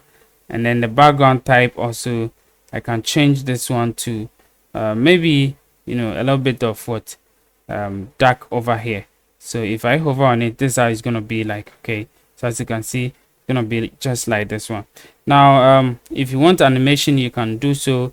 Maybe you want, you know, kind of animation over there, you can do so. Maybe you want a bob bob animation, meaning that when somebody hover on it, it's going to be, you know, bobbing or something like that. It depends on you. Okay, so I don't want any animation. I just want to just delete this animation from there and make it none. Okay, and then the logged in message. So when somebody logged in, the message that will really come on the page, I want to show it as a little bit of gray. Okay, so the color and other stuff is going to be like this. So basically that is how you can be able to edit the form. Now let me go to the advanced over here, and I'm going to go to it border. Okay, so as you can see, this is the border. Now if I come over here, I can give it a border type of solid, and then I'll give it maybe 1, and then I'll change the color to white. Okay, so it's gonna be something like this, right? Very, very nicely, super done easily for your login form or login page. Okay, you can be able to use it to create any login page that you want. So as you can see, it is super easy. It is done so easily, and we can go ahead and then just publish it. All right, so if we come to our page and then refresh it, now this is how it's gonna let's scroll down and see how it looks like. So this is how it's gonna look like. It says we are already logged in over here. So let's say we want to go into a new incognito. Okay, so I'm just gonna go over here and then just use new incognito over here, and then just you know, populate my URL in the search bar over there, and then let's see how it looks like if we are already logged in or not. All right guys, so this is how it looks like over here. Now we can go ahead and then log in, enter our username, our password, and then we can log into the website, and then it will log in for us. Okay, so basically you know, this is how you can be able to create your login form using Elementor Pro login widget. Thank you for watching. Please like this video, subscribe to the channel, and let's meet at the other video. Bye bye.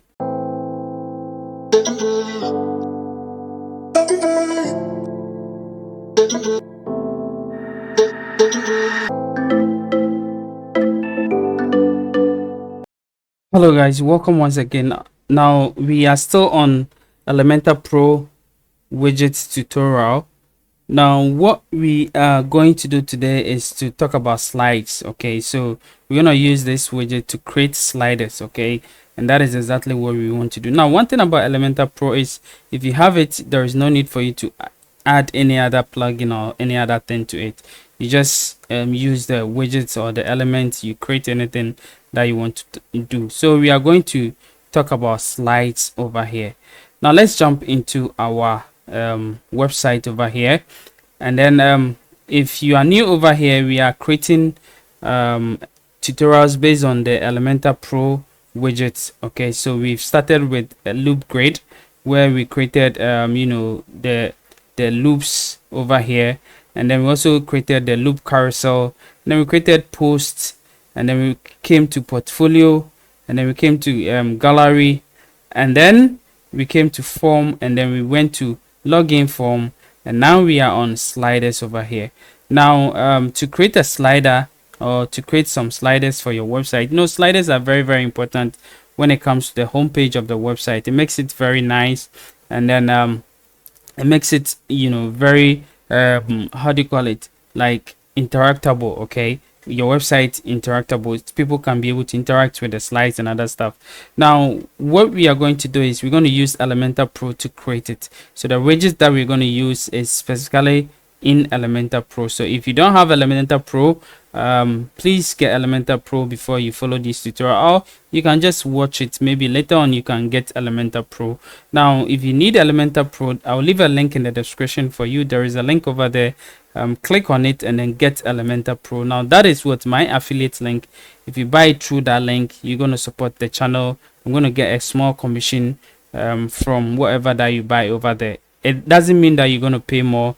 You're not going to pay more. You're just going to what they are just going to give me a commission for me referring you to them. Okay, and that is basically it. So what we are going to do is we're going to create sliders. So we're going to go down over here, scroll down, and then where we see slides over here, so this is what we're going to use to create our sliders. Okay, so we're going to just drag it into this place over here. We're just dragging it into this place, and then we use it to create our sliders. Now automatically they've created 3 slides for us. Okay, so slide 1, if you scroll over here, you have slide 2 over here, and then if you scroll to the next one, you go to the next one also, you're gonna have slide 3 over here. Okay, so basically 3 slides have been created for us to modify it. Now of course you can add on to as any slides that you want. Now let's modify these 3 slides that they've created for us. So this is slide 1. So over here, if you want just color, you can use color, but if you want to add an image, you can also add an image to it. So I'm going to go ahead and then add an image. Okay, so I'm going to scroll down and then choose an image that I want to use. So let's say I want to use you know, just go down, let me just load more, and then choose a very nice image. So let's say I want to use this particular image over here, so I can go ahead and then use this image. Okay, so as you can see, let me just go here. So this is how the image looks like. Okay, so it covers the color over here, so we're not going to see the color. Okay, and that is it. Now of course the content over here, you can change it. So you see that we have background, content, and style. Okay, so that is exactly what we're going to do. So we click on content over here, and then we change the style. So let's say we say maybe best podcast in the world. Okay, so best podcast in the world, and then anything that you want to write over here, you write it. And then this is the button link, button text. Okay, so I'm just going to say lesson now. All right, so this is my first slide over here, and then I will link it to any link that I want to link it to. Okay, So that is it. So that is what the our first slide. So you can use this slides to link it to post or pages that you've already created. Okay, so that is what one particular. Now of course you can also go to style over here.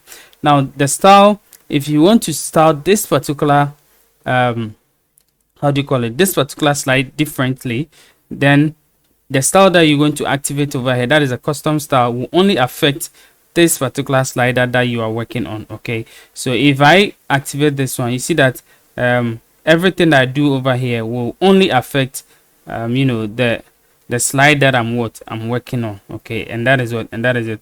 But I'm just going to ignore it and then head on to slide 2. So with a slide 2 also, I can decide to add a different image. Okay, I'll go ahead and add a different image. I'm gonna go straight down, go to load more, and then I will add a different image to it. So let me just select this guy over here. I'm gonna select this guy over here, and then I use this one. So as you can see with this one, because the image is not really dark, the text cannot really show over here. So maybe what I'll do is let me go over here, and then if I want a background overlay, as you can see over here, I can be able to activate this background overlay, and then just go ahead and then increase the opacity a little bit. Okay, so let me just increase the opacity a little bit. So let me go back over here, and as you can see, the text is now popping over here. Okay, so that is how you can be able to make the text come out by activating the background overlay. Now let's go to content over here also, and then we can just write anything over here. So let's say SEO, just SEO. Okay, I just want to write something so that you get the idea of what we're doing. So this is the heading, okay, or the title, and then this is the description for it. Okay, so SEO website. Okay, so let's say SEO website or something like that. Okay, so just something that you can get the idea about. So basically that is it. So with the button text also, we can say maybe learn more. Okay, we can just go ahead and then just write learn more over here. And then if you want to style it differently, like we did the other one, I showed you with the other one, you can also do so over here. Okay, but I think everything is quite okay, and then we are good to go. Now let's go to heading 3 over here, and then we're also going to add another image over here. We're going to add another image, so I'm going to go scroll down, come here, and then pick any anything. Okay, so all right, so let me pick this lady over here, and then let me just go over here, and then let me also activate the background overlay over here, and then increase the opacity a little bit. Okay, so that the text will be popping over here. And then I'm gonna go to the content over here, and then I'll say maybe subscribe for more content. Okay, and then with this one I'll say subscribe. All right, so now we are, then I'll put maybe a link over here or something like that that would take them to a form that they can be able to subscribe. Okay, so basically I think we are all good to go. So I think everything is fine. So with the style and other stuff, we are good to go. So now you can go to, let's go to its style. So this is the height. Okay, before we go there, this is the height. Now if you want to change the height to, let's say, maybe 600, okay, you see that the height will increase over here. Okay, and that is it. And then we also have slider options over here. Now as you can see, if you scroll down, there is some dots over here. Okay, so it is an arrow and then dot. Okay, so if you don't want it, you can change it. If you just want arrows, you can change it. If you just want dots, you can change. If you don't want anything, you can also change it. Okay, and that is it. And then autoplay, pause on hover, pause on interaction, speed, the speed and other stuff, you can also change it. Infinite loop, and then the transition, you can either make it fade or what, slide, you know. And then also the speed, transition speed, and then the content animation. So with the content animation, you can change it to anyhow you want it. Either you want it to be zoom, or you want it to be left, right, down, or top, whatever it is. Okay, so you can change it anyhow. Now let's go to style over here and then see how we can be able to style this particular slider over here. So you can give it a padding if you want. The content width is 66%, which I think is okay. Now you see that all of them are in the middle over here. Everything is what, center, center, center. Okay, so the text is aligned center, the vertical position is center, the horizontal position is what, the center, which is quite okay. Okay, but of course you can make it anyhow you want it. And then also if you want a text shadow, you can also choose it. Now this is the button, this is the navigation. Okay, so first of all, let me go to the navigation over here, and then the color, you can change it to any color that you want. So as you can see, this is the arrow colors. Okay, and this is the pagination settings. So with the arrow colors, I think the white is okay, and then the pagination also, I want to change it to maybe white. Okay, so as you can see, this is white, you see it over here. And then the active color, I want to change it to yellow. Okay, so that the one that it is active will change to yellow, and that is the pagination. But with the arrows, I think everything is it's quite okay. I am okay with it. The only thing is you can decide to increase the size the way you want it. It depends on you. Okay, how you want to increase the size and other stuff depends on you. So that is with the navigation. And then the button also, if you want to change the color and everything, you can do so over here. So if you think the button is too small for you, you can make it either medium or large. Okay, to help you visualize everything the way you want it. So let's make it like a medium. So medium is quite okay.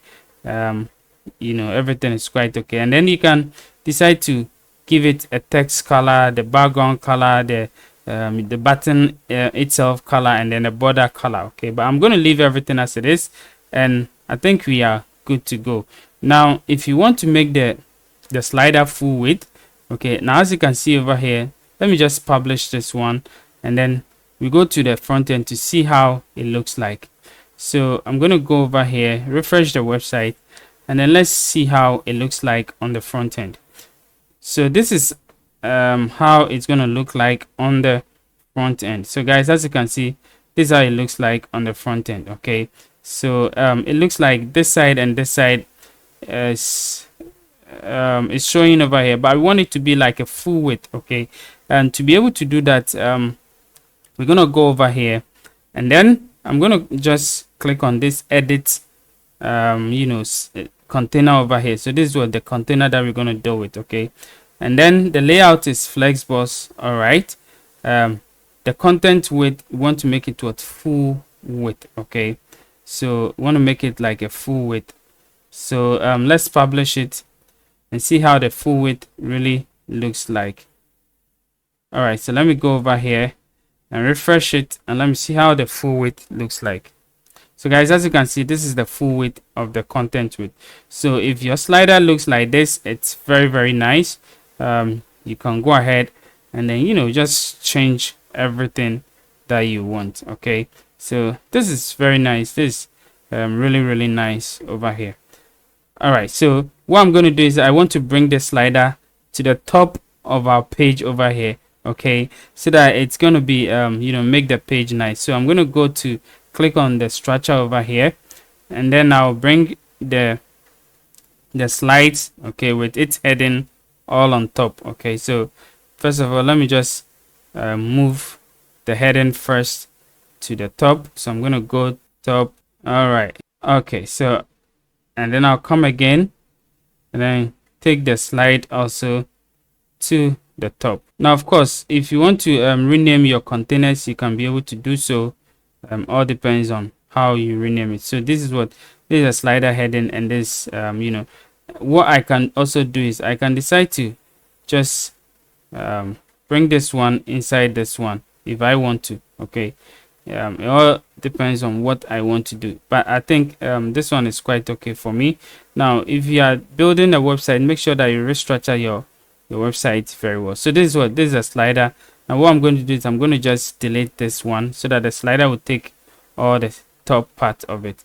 I'm going to publish it, and I'm going to go back over here and refresh the website. All right guys, so as you can see, this is our slider showing on top over here, and it looks pretty nice. Okay, so that is how you can be able to create a slider using the slider widget in Elementor Pro. Thank you for watching. Please don't forget to like and subscribe to this channel. Subscribe to the channel. Let's grow together. Thank you for watching. See you in the next video. Bye bye.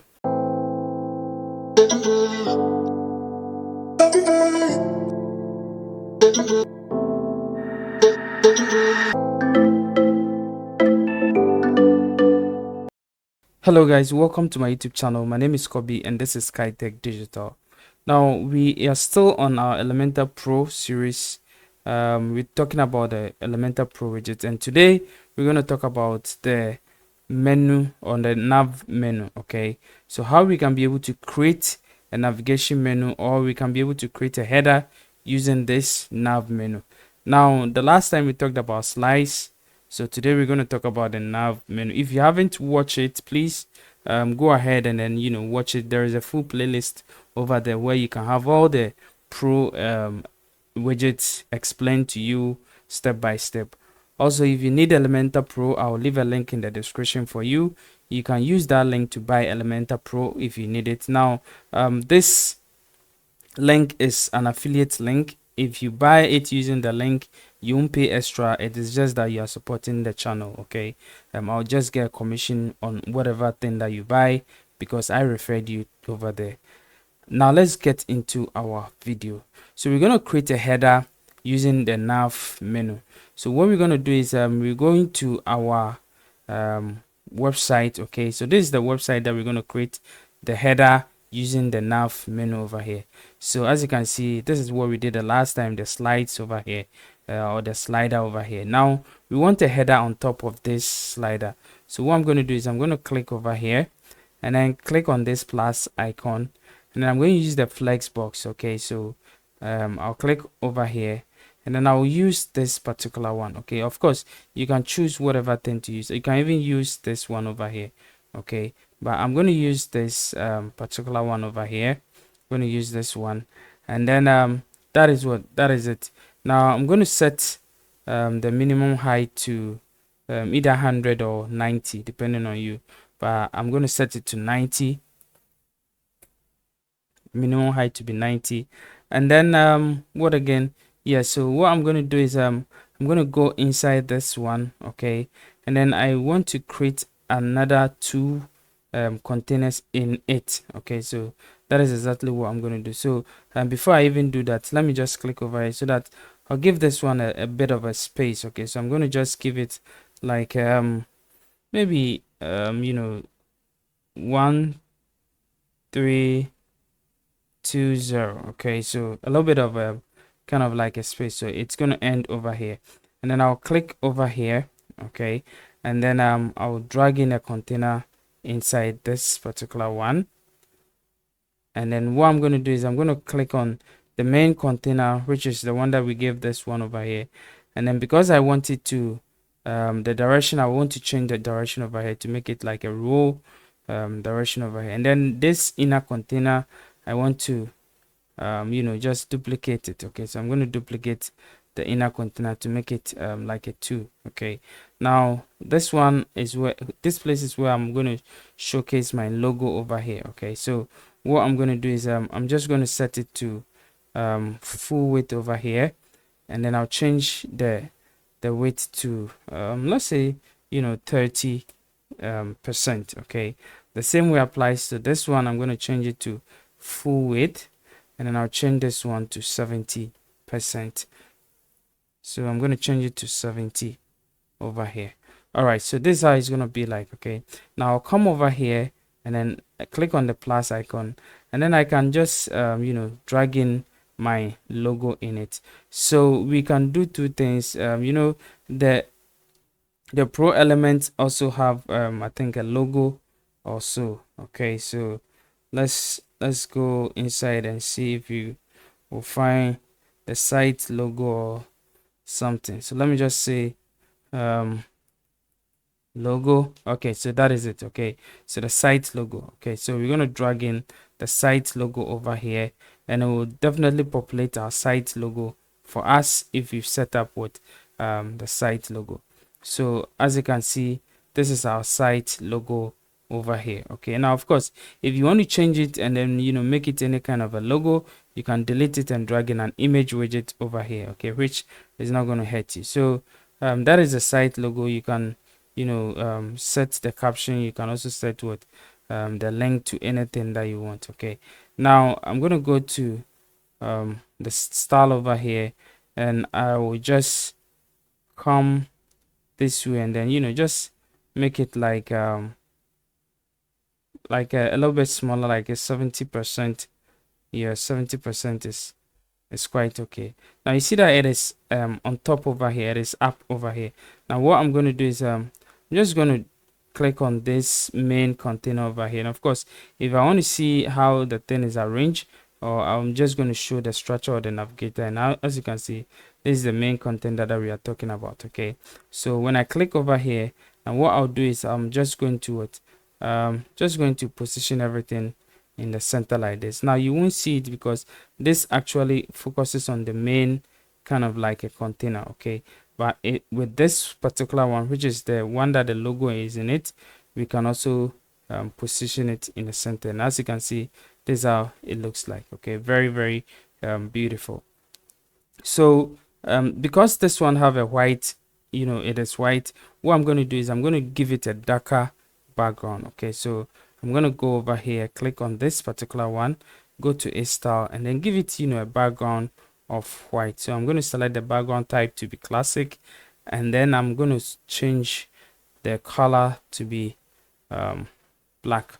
Okay, so as you can see, this is how it looks like. It makes the logo pop more. Okay, meaning that you can see it very, very well. Okay, so that's quite okay. So what I'm going to do is I'm going to go over here, click over here, and then also go to its layout, and then I'm going to scroll down, and then over here I'm going to give it like a column gap, or the gaps for the container to be let's say 20. Okay, so that there's going to be like a space over here, okay, between these two containers. So now that we have now that we have this setup, the logo setup, now it's up to us to set up our menu. Okay, so what we're going to do is I'm going to click on this plus icon over here, and then I'm going to scroll down and then locate where our WordPress menu is located. So as you can see, this is it. I'm going to drag it inside this particular one over here, and you can't see it. Okay, you can't see it because it is the style or the text color is what is the links color over here is black, and we also have in a black background. So what we're going to do is we're going to go to the style over here and then change the color over here to white, and as you can see, you can clearly see it. Okay, and now we can click over here. Let's click on this container over here, which contains the how do you call it, the menu, and we change it to center. We align it to what to center. Okay, so that it's going to be in the same center as the logo over here. So I think it's quite all right. Now you can either position it this way or that way, or even in the middle over here. Okay, it all depends on you. So anyhow you want to do it, you can do it the way you want it. Maybe you have some button, you want to position the button over here, of course you can do so over here, but now I'm going to just position it over here in the middle over here, so that it's not going to be close to this one. Of course you can also position it at the end over here. It all depends on you, but I'm going to just position it in the center over here. Okay, now that we have adjusted, or we have aligned the items the way we want it, now we can click on this icon over here to edit this particular menu. Okay, so now we're going to go to its content over here. Now let's look at the settings over here. So as you can see, this is where we choose our menu. Okay, so if you haven't created any menu yet, you can go ahead and then create menus over here.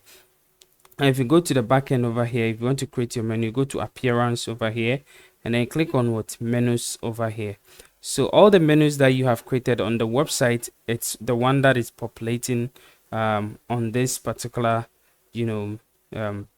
page over here. Okay, so or section over here. So as you can see, we have the about, we have footer, we have main menu, we have menu, and then we have resources. Now if we go over here, we can see all of them over here. So as you can see, we have the about, we have footer, we have main menu, we have menu, and then we have resources. Now we want to use this primary menu, which is the menu over here, which contains all the items that we want to see on our website, okay, on our header. So what we can do is we go over here and then we change it from about to menu. Okay, and now we will have all the menu items over here, just like we have it over here. So we have a home, we have the course with the course details, we have blog, we have pages, we have books, and all those things, and then we have FAQ. Okay, so that is basically it. Now if you go over here, you're gonna see it. You have home, we have course with the course details, we have blog, we have pages, we have all the other things and the pages, and then we have FAQ. That is exactly what we see over here. So now that we have it done, our menu is complete.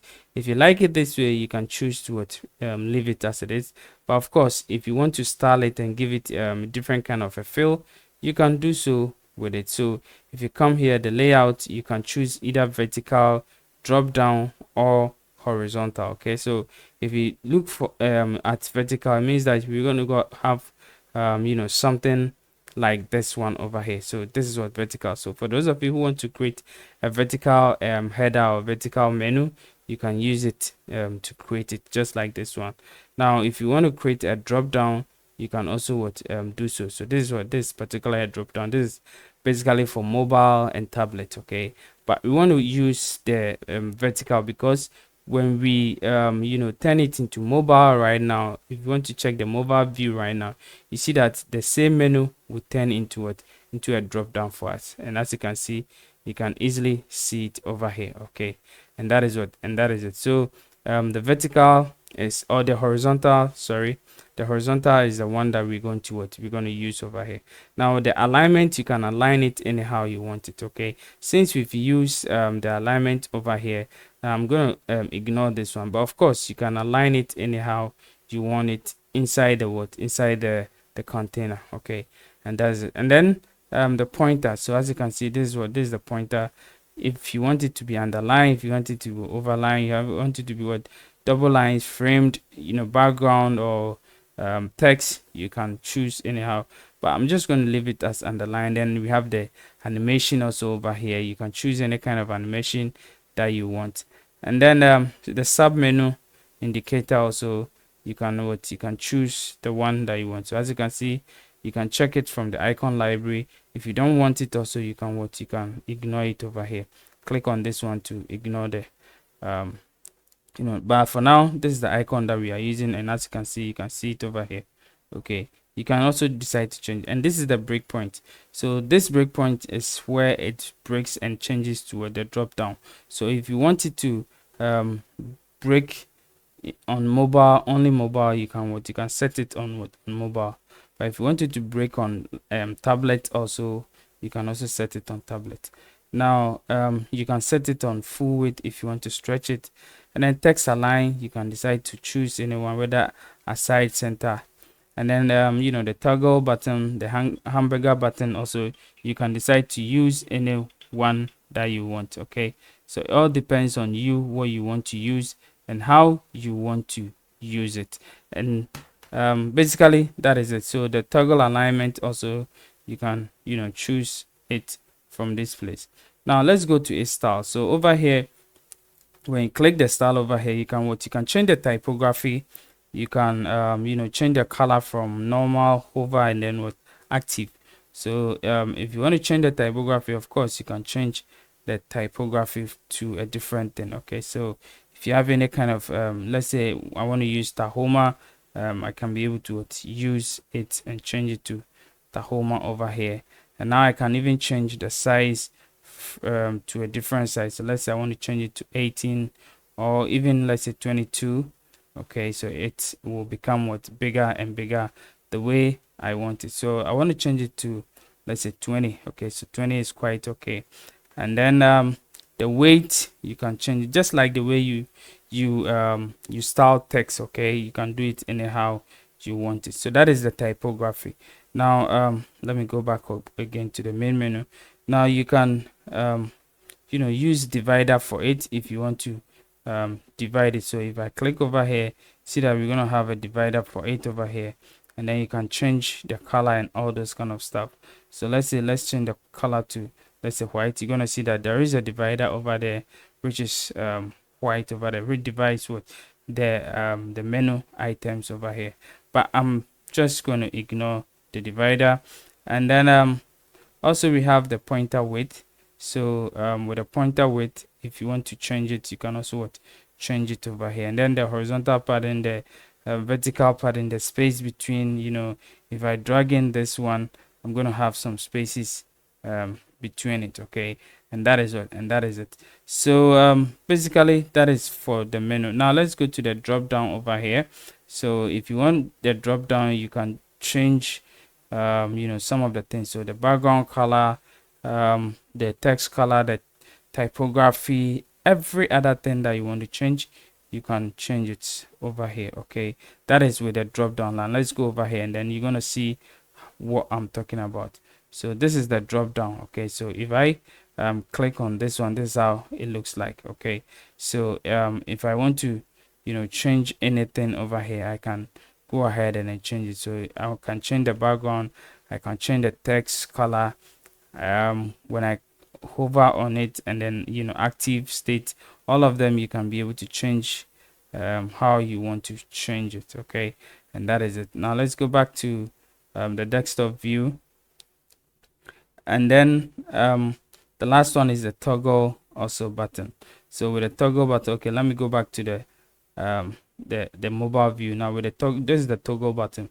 Okay, so we can change the color from this color to white. Okay, so as you can see, this is how it looks like. Or if you want to change it to let's say black, and then you want to change the background to white, you can do so. Okay, so it all depends on how you want to play with it. Okay, now of course you can also arrange this one anyhow you want it. Okay, so it all depends on you. You can reduce the size. Like if I go over here, I can be able to reduce the size from pixel to percentage, and then the same thing applies to this one. Okay, so basically that is it. So I think that is how you can be able to create a header using Elementor nav menu. Okay, navigation menu. Now if everything is okay for you, and if you think everything is fine for you, all what you need to do is to click on publish over here. Now at the moment you publish it, it is published. Okay, everything is cool. Now let's go over here and preview the changes and see how it looks like on our front end. And as you can see guys, we have our header over here and everything looks fine for us. Okay, so this is how you can be able to create a header using Elementor Nav Menu Widget. Okay, so this is the navigation menu or the Nav Menu widget, and this is how you can be able to use it in Elementor Pro. Thank you for watching, and see you in the next video. Please don't forget to like and subscribe to this channel. Subscribe to the channel. Let's grow together. Okay, thank you. See you. Bye bye.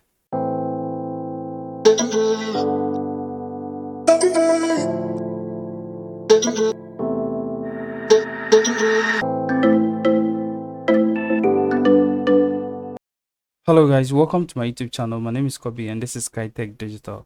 Now in today's video, we're going to talk about one simple pro widget in Elementor. That's that's just one simple thing. It animates a headline.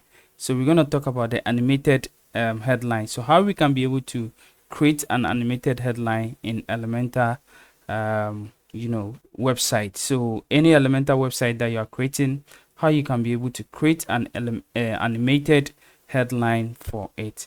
Now what we're going to do is, for those of you who are new over here, my name is Kobe and this is Kaetech Digital. Now what we are doing in this series of Elementor Pro widget is just talking about the Elementor Pro widget and how they are being used. Okay, so we've talked about some few ones, and now the next one that we are talking about is this particular one, which is animated headline over here.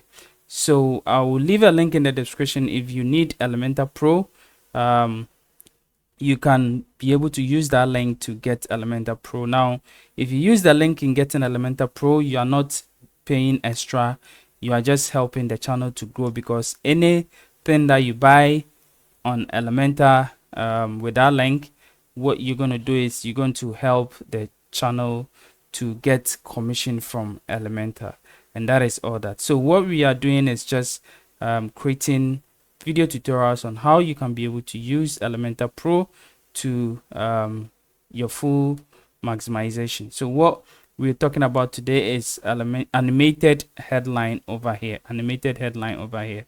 So let's get into it and then start using animated headline to design our website. So I've created this particular section over here where we are going to use the animated headline over here. So with the animated headline, it is a pro widget. So what we're going to do is we're going to scroll to the pro over here, and then we look for the animated headline, which is over here. Okay, now we can drag it inside this particular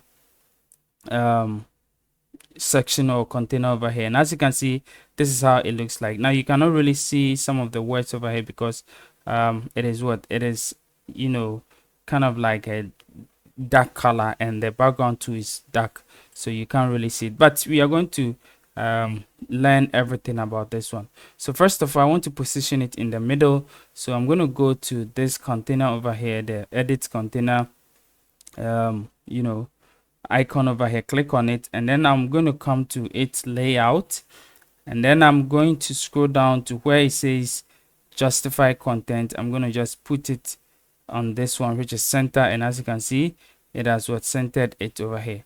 Now I can go straight to my content, click on this particular one, and then I'm going to go to a style because I want to see the color. Okay, so the headline, this is the shape color. I'm going to go to the headline over here, and then this is the text color, so I'm going to just change it to white, and this is how it looks like. Okay, so guys, this is how it looks like. Now let's go back to the content over here, and then let's change the content. So we're just gonna say that maybe the best. Okay, so the best, and then you can go ahead, and this is the text or that you want to highlight. Okay, so as you can see, this is amazing over here. That's the text that you want the animation to come on. So I'm going to say the best maybe podcast. Okay, so podcast. Okay, the best podcast.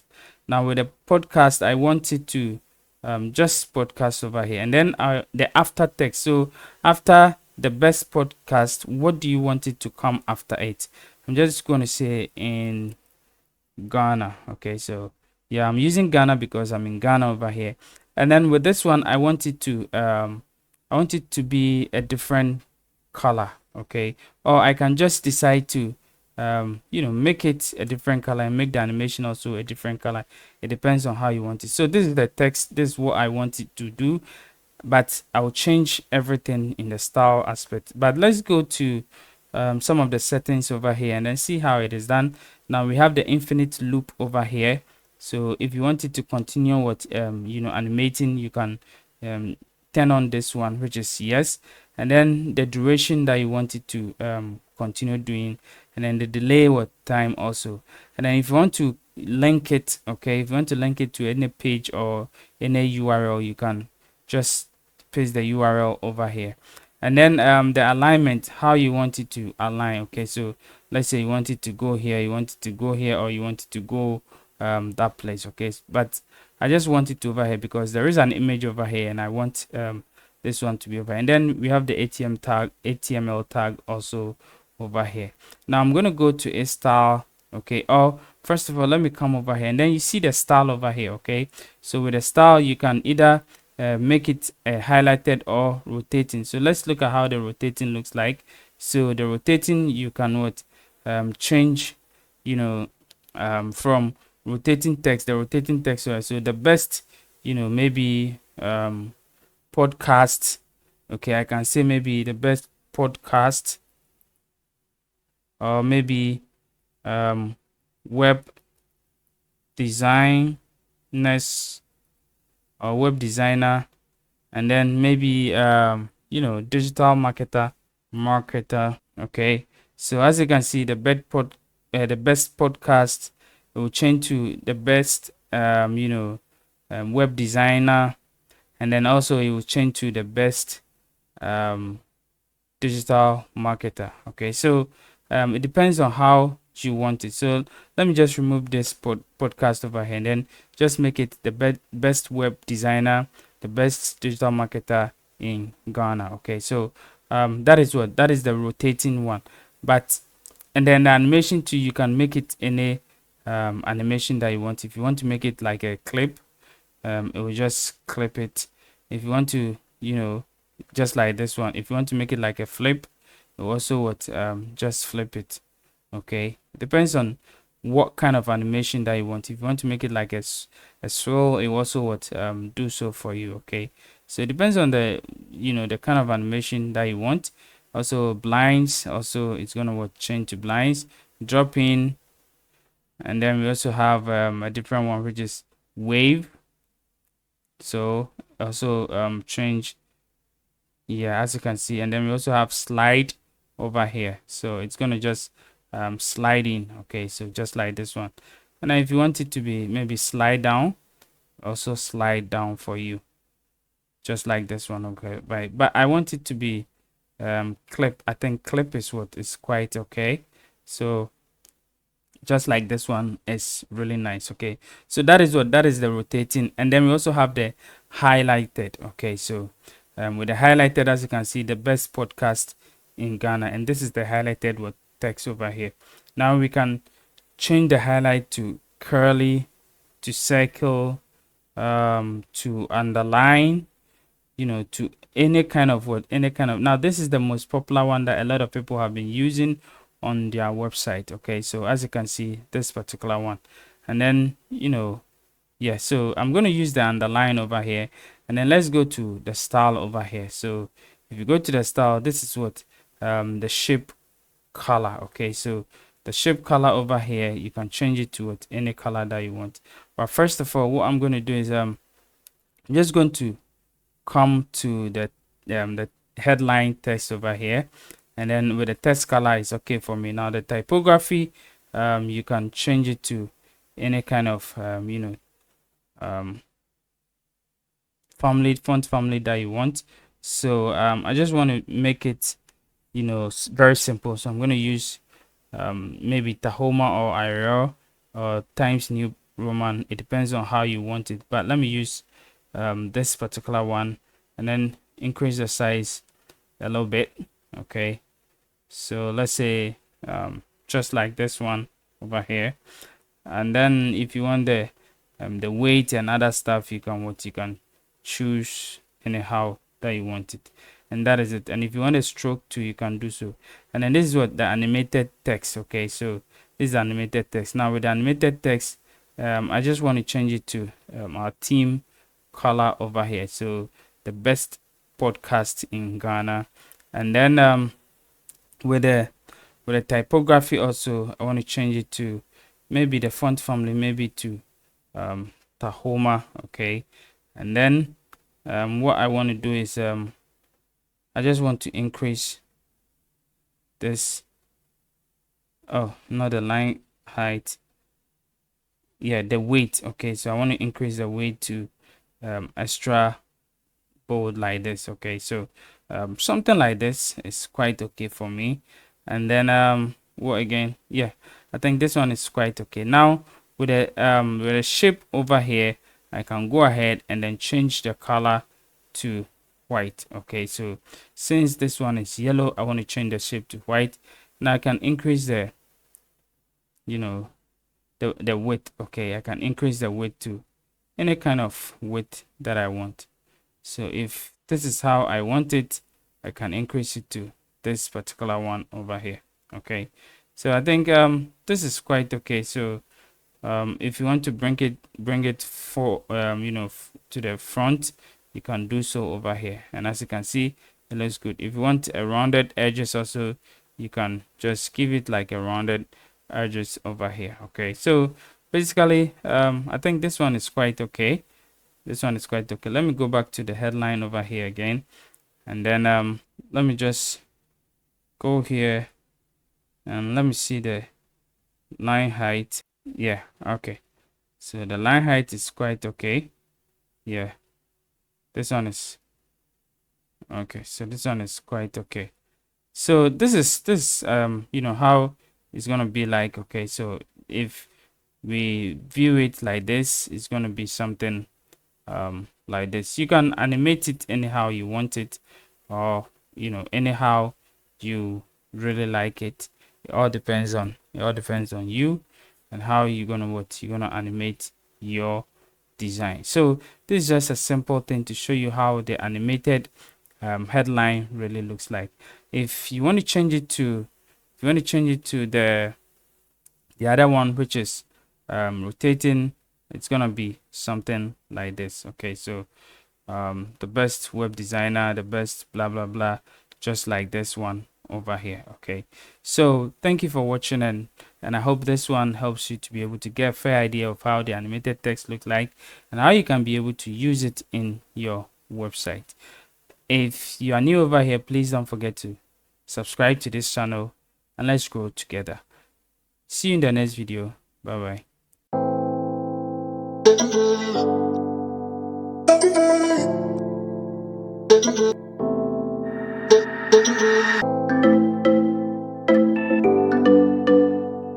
Hello guys, welcome to my YouTube channel. My name is Kobe and this is Kaetech Digital.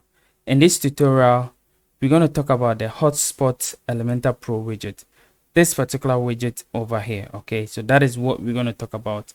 Now, for those of you new over here, we are on our series, or we are on the series of talking or explaining or demonstrating how the Elementor Pro widget really works. Okay, so all the Pro widgets that you have in Elementor Pro, how it works and how you can use it to design your website. Now, if you are new over here, please don't forget to like and subscribe to this channel, and also share the video to your friends and families who will be able to benefit from this video. Now, I'll leave a link in the description for you. If you don't have Elementor Pro and you want to purchase Elementor Pro, you can use that link to purchase it. Now, of course, if you buy Elementor Pro using my link, you're not going to pay more. You're just going to help us get more affiliate sales for the channel to grow. Okay, and that is it. Now this is what we are going to create. Now, as you see over here, I have this image over here, and with this image there are some spots over here. Okay, so there are some 3 spots over here. Now, when I hover on each of the spots, or when I hover on one, there is this tooltip or something text that appears. Okay, so what it does is I can decide to go ahead and click on this one, and it's going to open a new tab for me, and then it's going to take me to all the the products that I want people to go to. Okay, and that is all what we're going to do. So this is an image, but in a way to tell people that, oh, okay, so if you want this rig, or if you want this curly human hair, you can get it. So you click on this one, it's going to go over here. Okay, if you want this spectacle, it's a Gucci glasses. If you click on it, it's going to take you to the Gucci store, or where you can be able to see the price and buy the spectacle. Okay, the same way applies to also the watch over here, and this is an Omega wristwatch. If you click on it, it's going to take you to the Omega watches store, and where you can be able to just purchase the watch. So that is exactly what we're going to do over here. So It's just something simple. It's not anything difficult that you can do. So let's jump into the video and start creating it. Now I'm gonna go over here, and as you can see, this is the website that we are dealing with. I'm gonna scroll down, okay, and this is what I created. Now I want to recreate the same thing. So what I'll do is I'm just going to go down and then click on this particular plus icon, take a flex box, and then take this container over here. Okay, so I'm going to use this container.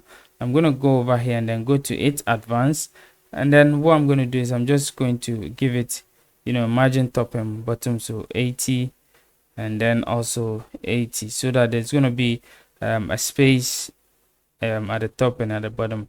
Now click on this particular plus icon over here. I'll scroll down to where I see the Pro, okay, written over here, and then I'll search through it and see the hotspot. Okay, so this is what we're gonna use, the hotspot. So I'm gonna drag in this hotspot over here, and the hotspot will tell me that I should insert an image or choose an image.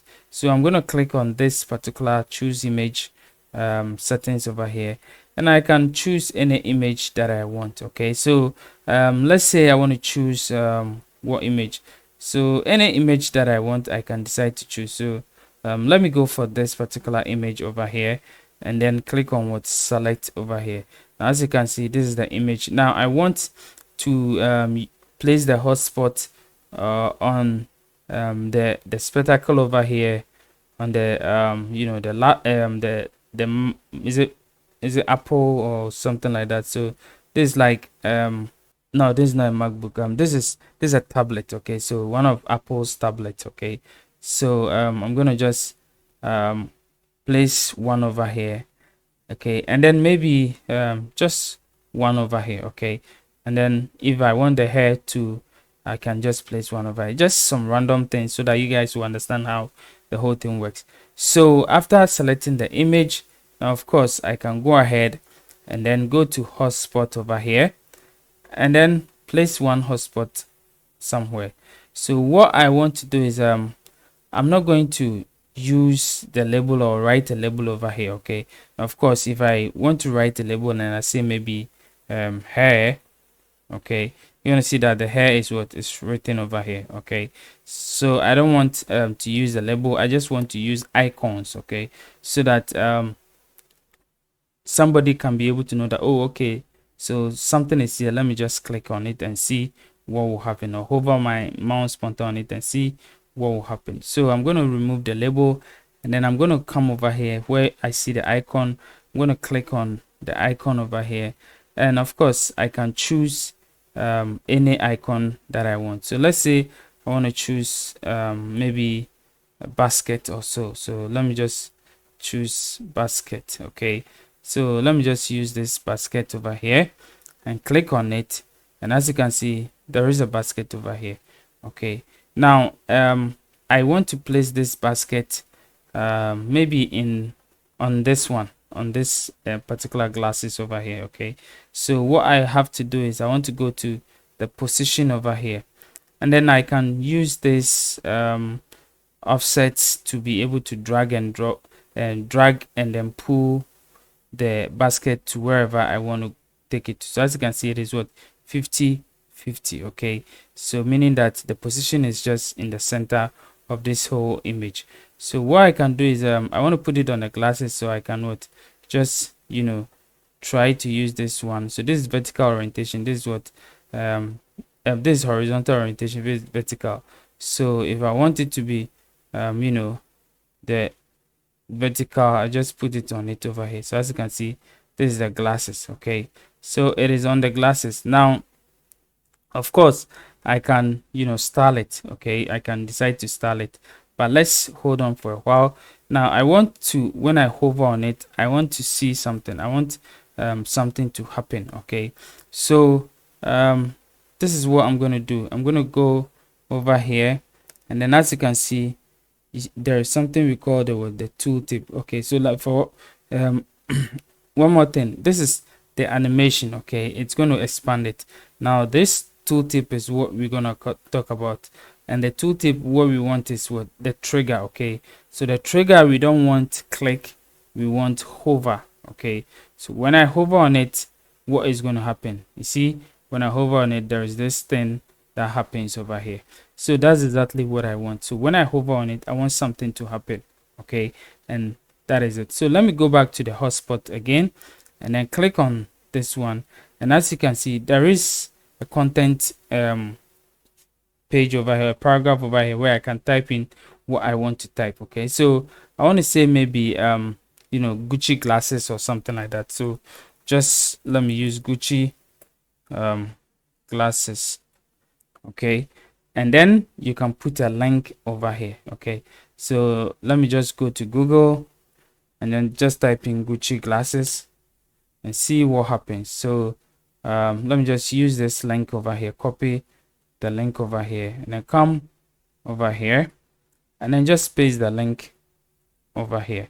So if I hover on it, there's Gucci glasses over here. I can be able to click on it and then it's going to take me to the Gucci store. Now what I want is I'll click on the link options over here.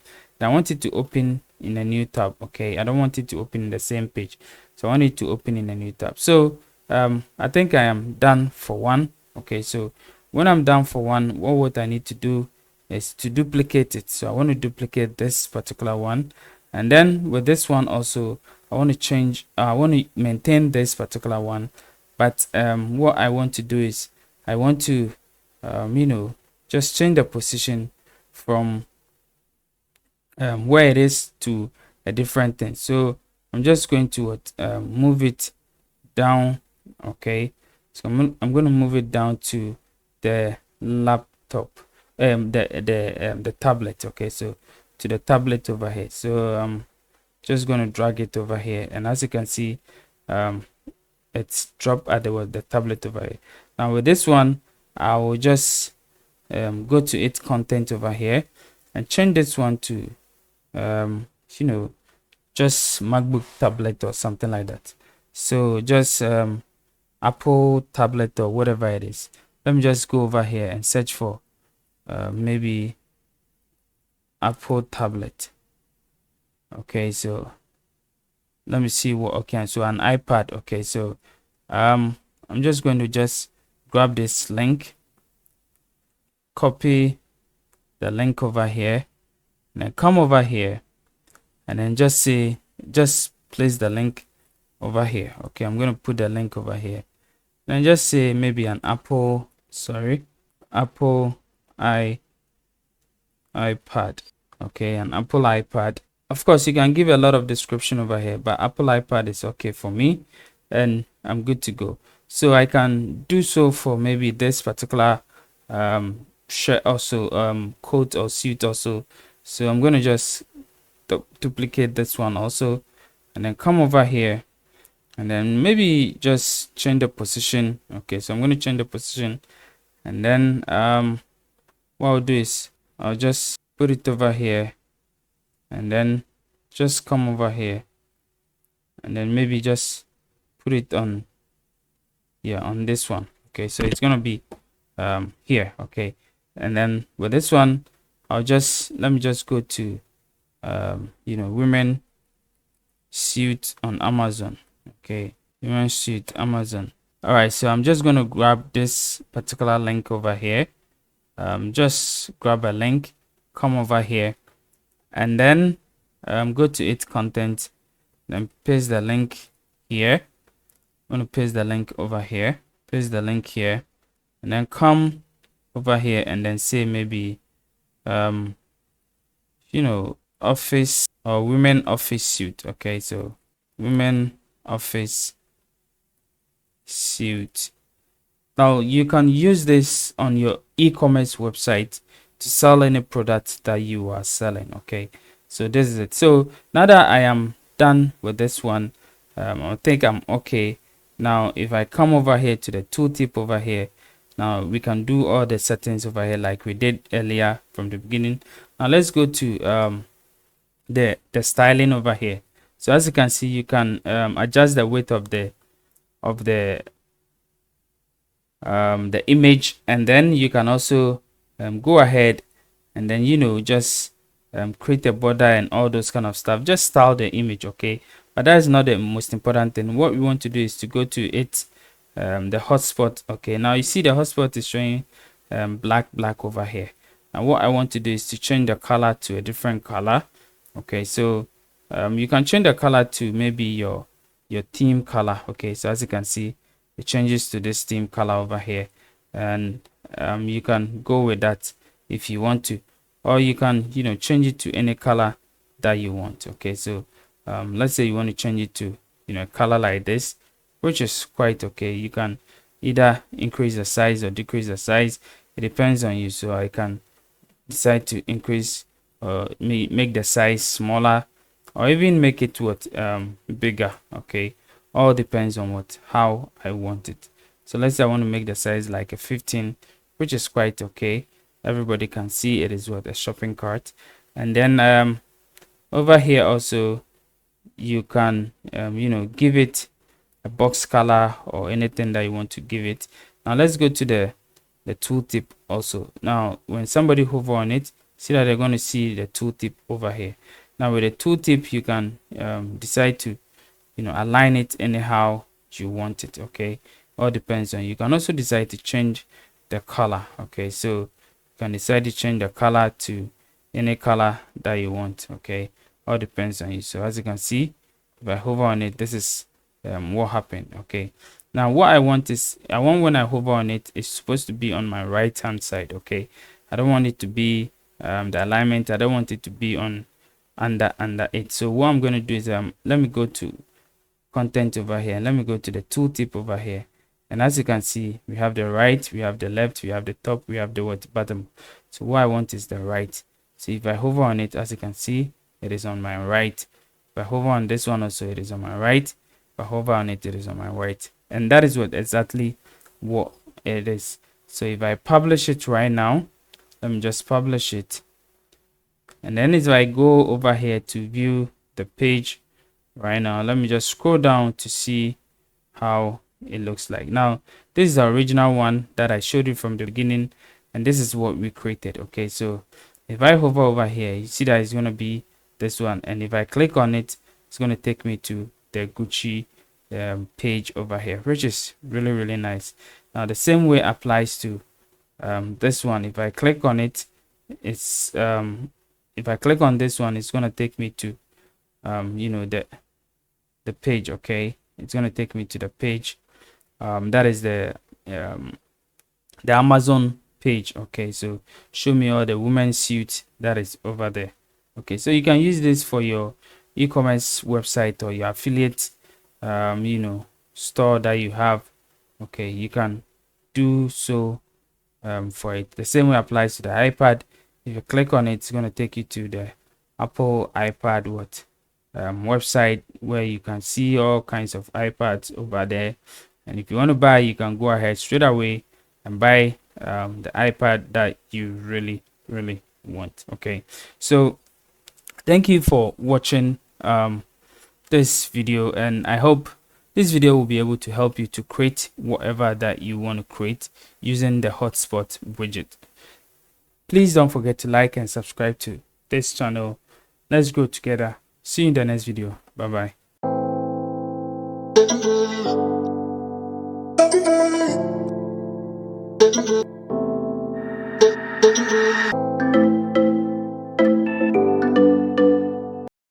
Hello guys, welcome to my YouTube channel. My name is Kobe and this is Kaetech Digital. Now in this video, we're going to create a restaurant menu page with WordPress and then Elementor. So for those of you who are new over here, we are creating a series of Elementor Pro widgets where we use Elementor Pro widget to create we showcase how they work, and then how you can also use it to create any website that you want. Now what we are doing now is using Elementor Pro widget called the price list to display certain price list over here, and we are using it to create a food menu or restaurant menu for our website. So let's get into the video. Now we're going to go over here. So as you can see, this is what I created first. Okay, you can really see it over here. Okay, this is how it looks like, a very neat, simple one. Okay, you can also create it. I'm going to show you how I created it and how you can also do same. Okay, so I'm going to scroll down over here, and then I'll create a container. I'm going to just add a container over here. So I'm going to use the Flexbox container. I'm going to use this particular container over here. I'm going to use this one, and then let me change the row to horizontal row, and then I'm going to bring it to full width. Okay, so I'm going to use full width over here, so that it's going to be 100% full width. And then I'll come here and then click on this plus icon over here, and I'll drag in another container inside the same container. Okay, so there's going to be a container inside a container, and then what I'm going to do is I'm going to duplicate this particular container, so that it's going to be two different containers over here. Now I will go ahead and then set this one to full width. So I'm going to change this one and make it full width over here, and then make this one 70%. Okay, I'm going to make it 70%, and then I'll come to this one also and then make it full width. The container width, I'm going to make it full width and make it 30%. Okay, so it's going to be just like this one over here. Now what I'm going to do is I'm going to set this particular one. I'm going to set a background, and I'm going to set an image over here. So first of all, let me just bring my image over here. So I'm going to just add in my image from here. I'm going to drag in and add an image over here. I'm going to select the image that I want to use. I have some couple of images, so I can use this one, I can use this one, any of the images that I want, but I'm going to use this one, so that I'm going to create the same thing as you see over here for you.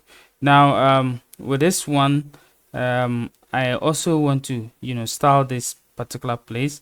So I'm going to go over here, click this particular one over here, and then go to a style. Okay, and then from there I'm going to add a background type, and then I'll click over here to add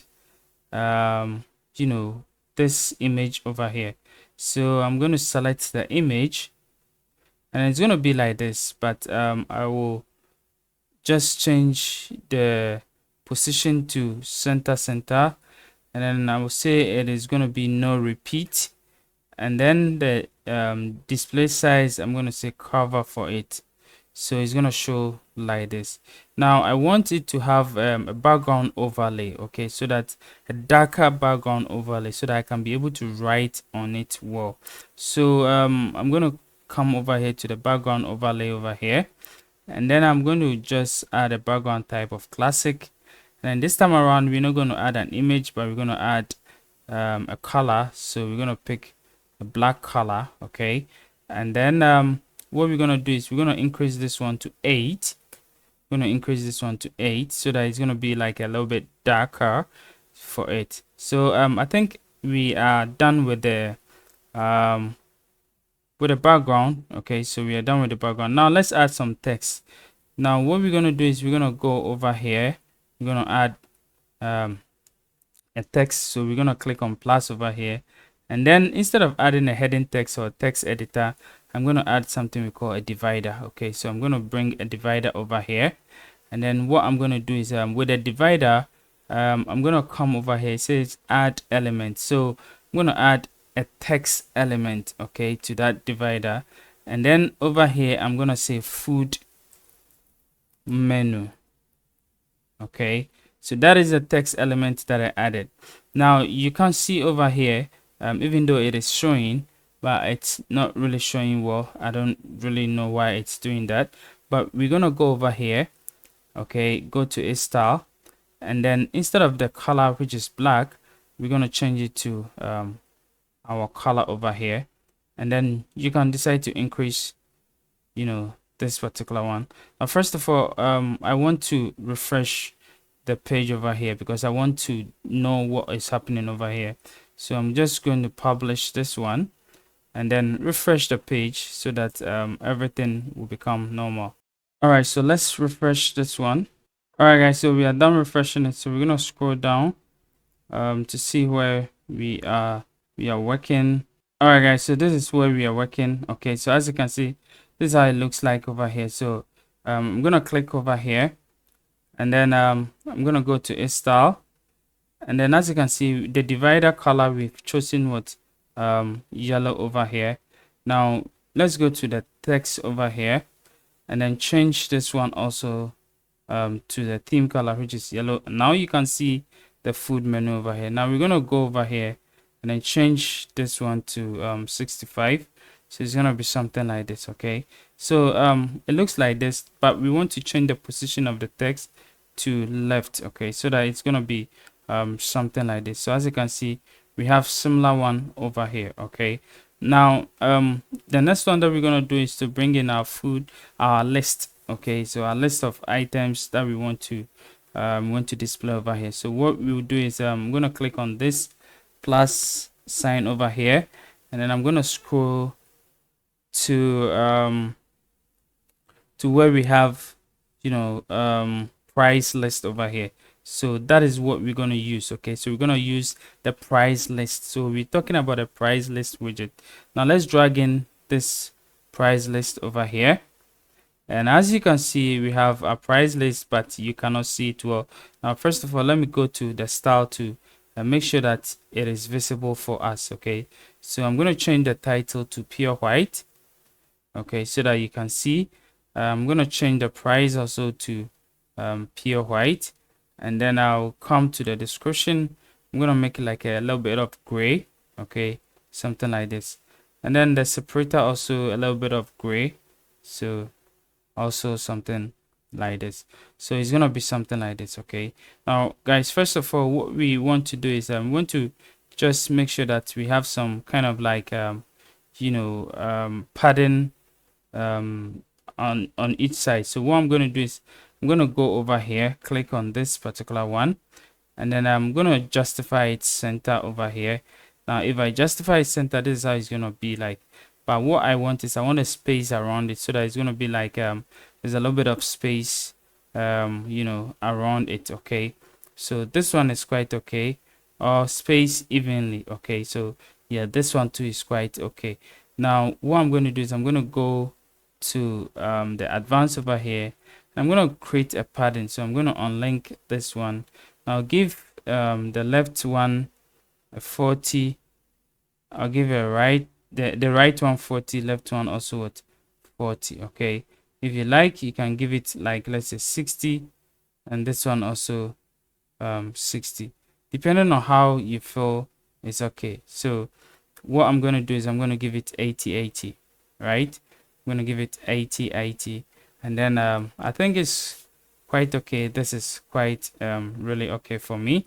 And then I'm also going to give a top 20, and then also a bottom 20. Okay, so this is quite okay for me.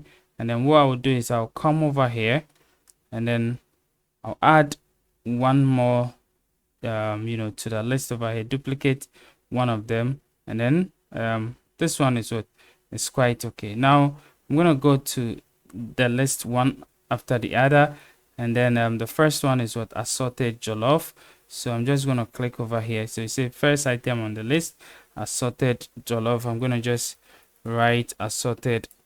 So you can write whatever thing that you want to write over there. That is your maybe your first menu. So assorted jollof. For those of you who don't know what jollof is just some rice with some stew combined together. It is a very delicious meal in Ghana. You can check it out. Ghana, Nigeria, and then all the West African countries, most of them you eat jollof. You can really go ahead and check it out.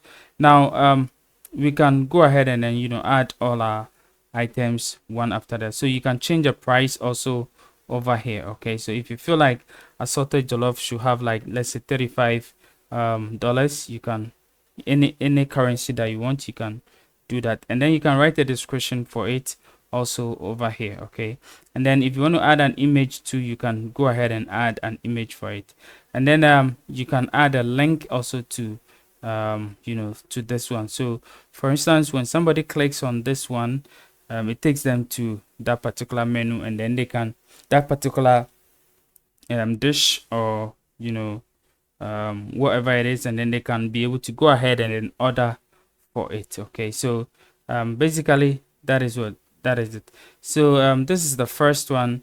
Now let me go to the second one. The second one is what, fried rice and chicken.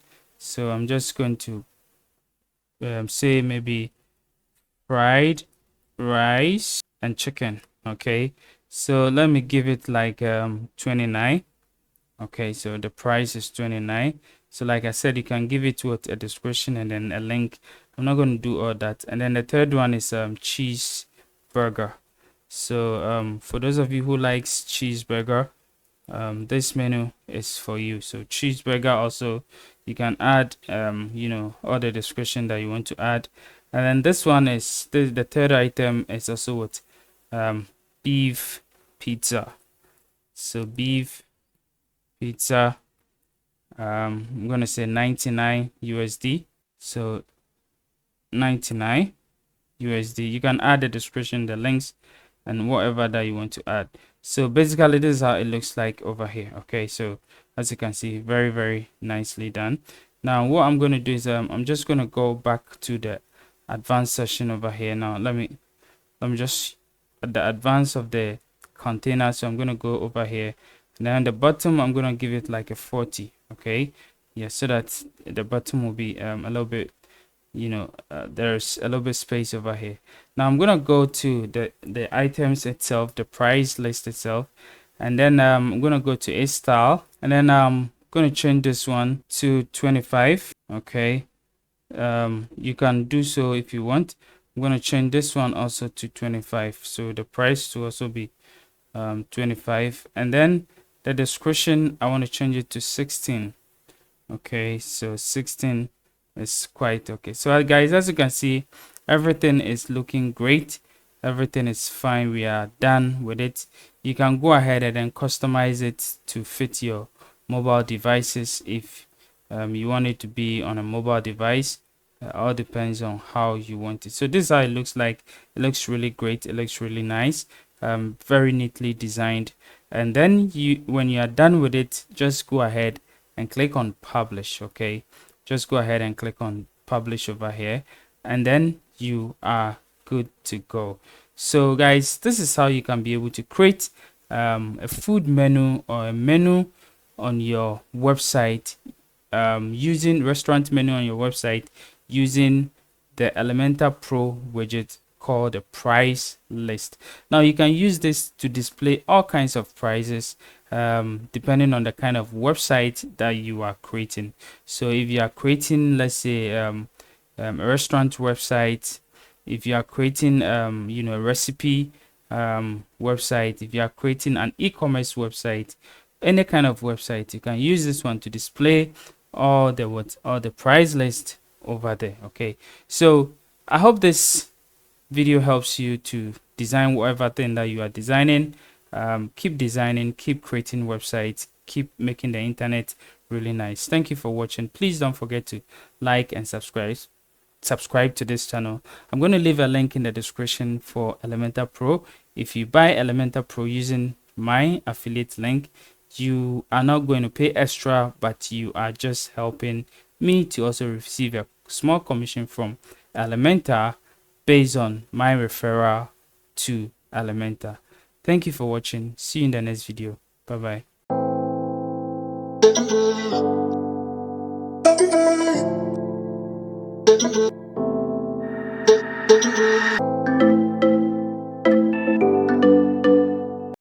Hello guys, welcome to my YouTube channel. My name is Kobe and this is Kaetech Digital. Now in this video, we're still talking about our Elementor Pro widget over here. And the widget that we're going to talk about today is the price table widget, this particular widget over here. Okay, that is what we're going to talk about today. Now the last time we talked about the price list widget, where we created a price table over here for our food menu. Okay, so that is exactly what we did the last time. Now in today's video, we're going to talk about the price table widget, this particular widget over here. Okay, so I'm just going to use it in creating something, and then you know what it will be done or it can be used for. Now mostly this particular widget is used for creating price tables. So for instance, if you, let's say you are you are selling membership plans, or you are selling different kinds of plans, and then you want to create a price table, you can use this pricing table to be able to create this particular idea that you have.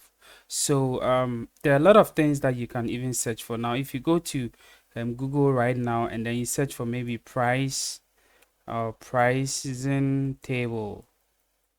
Okay, so let's say pricing table or membership table or whatever it is, you're going to see how those things looks like, and then you can be able to also use it to build your own kind of like a table or price table that we are going to build over here. Alright guys, so as you can see over here, these are some of the pricing table designs that you can be able to find on Google. Okay, so different designs over here. So as you can see, different designs. So this is the kind of design that we this is the kind of tables that we're going to use the widget to be able to create for us. Okay, so without wasting my time, we're going to go straight ahead and then use the pricing table widget to create something for ourselves. So I'm going to go to my Elementor page over here.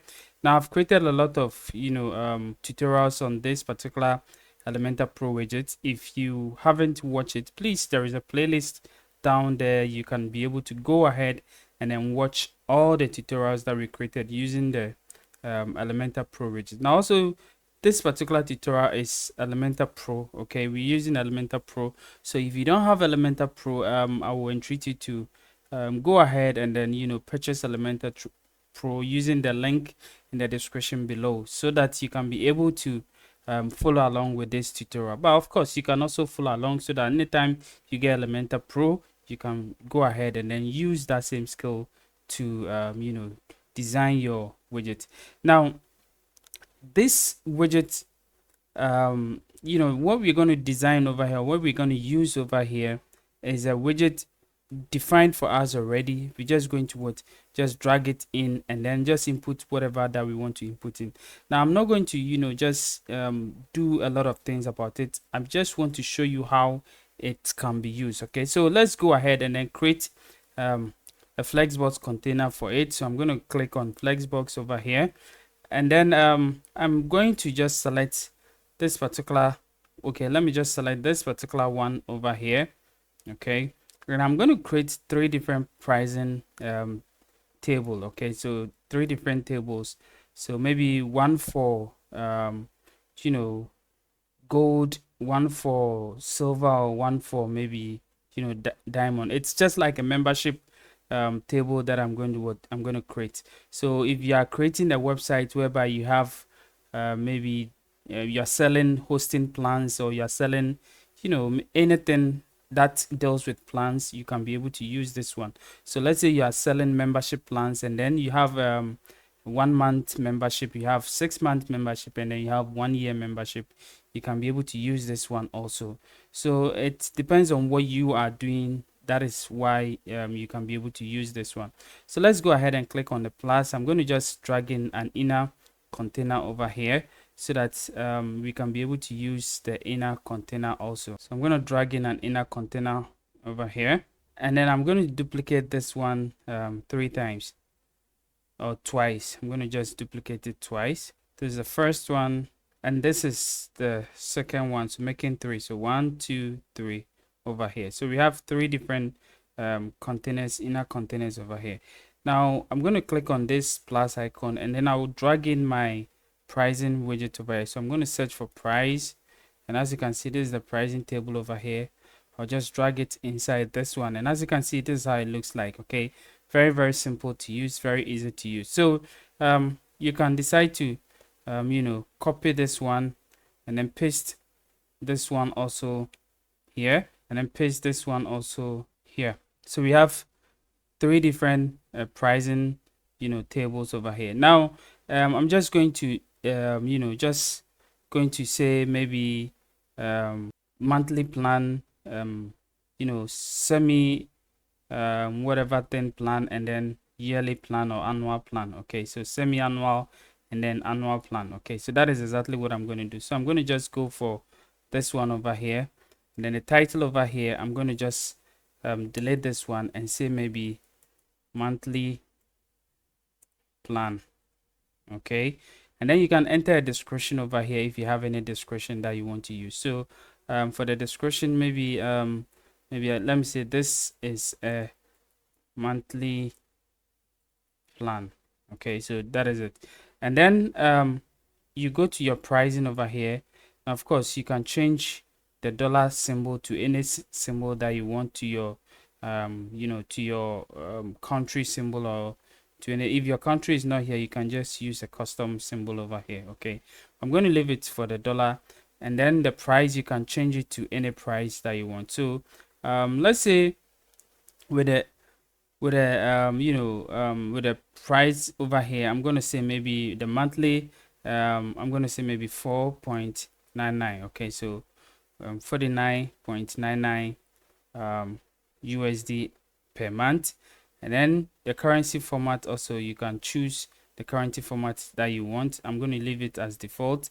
And then the sale, if it is a sale, you can just toggle this one to switch it on. Okay, and then the features over here. Now we have the features over here. So these are the features, okay, that this particular pricing plan will give you. Okay, so over here you can just type in anything that you want to type in over here. These are the features. I'm not going to go. So maybe 1 month, get access to the website for 1 month. Get access to maybe whatever thing that you want to people to get access to. People will also get access to so many things. You can just add on and add on. Okay, I'm not going to go ahead and then do all that. And then we'll have this one, which is the footer. Okay, so with the footer over here, we have the button over here. You can just click over here to say what anything that you want to. So maybe I will say choose plan. Okay, so choose plan over here, and then you type in the link where you want them to choose to. Okay, so let's say maybe I have a WooCommerce store, or I have a WooCommerce installed. I can put in that particular product price, a product link over here for people to be able to go over there and then purchase that particular plan over here.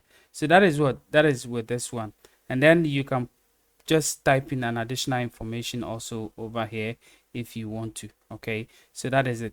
Now if you go to the style over here, you can decide to customize it, style it anyhow you want to style it. Okay, so the header, we have the header over here. Now one last thing that we didn't talk about is the ribbon. Okay, now this is the ribbon. Okay, this is the ribbon. Now with this one, I don't want it to be saying popular. Okay, I just want to remove this one from it. I want the middle one to say popular, so that I want people to choose the middle one instead. Okay, so that people will know that, oh, okay, so this particular one is a little bit popular. Okay, and that is it. Now also I want to go over here, and then what I want to do is I want to just give it some gap. Okay, so I want to just give it a gap over here, so that there's kind of like a little bit of gap in between all the plans over here. Okay, so this is the monthly plan, and then I want to go ahead and style it. So let me just give it like a 10. Okay, so a 10, yeah, 10 is okay.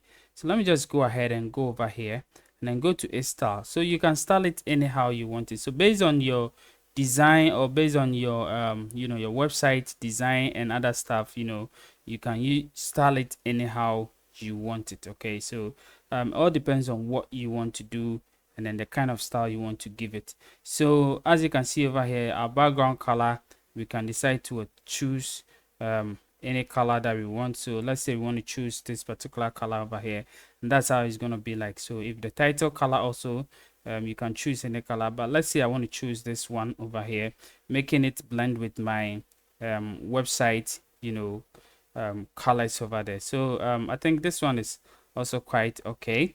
And then with this footer also, I want to change it. Let me just go ahead and go to its footer over here, and I want to change this particular background. So I want to change this background to this accent. Oh, okay, so let me just ignore this one. So I'm going to go over here and then undo it or clear it, but I want to choose for the button. Okay, so for the button, the background text over here, or the background type over here, I want to choose this particular one. Okay, so as you can see, and then the background text, I want to choose this one over here. Okay, making it a little bit blind with what I want. Okay, so basically I think this one is okay, and of course you can also decide to change the icon colors for the features also. So let me just go over here, and then the background over here, the color. Okay, and then let me see the divider, you know. Okay, so the color also, you can choose the color of the divider and a whole lot of stuff. Okay, so basically I think everything is quite okay, and we are good to go.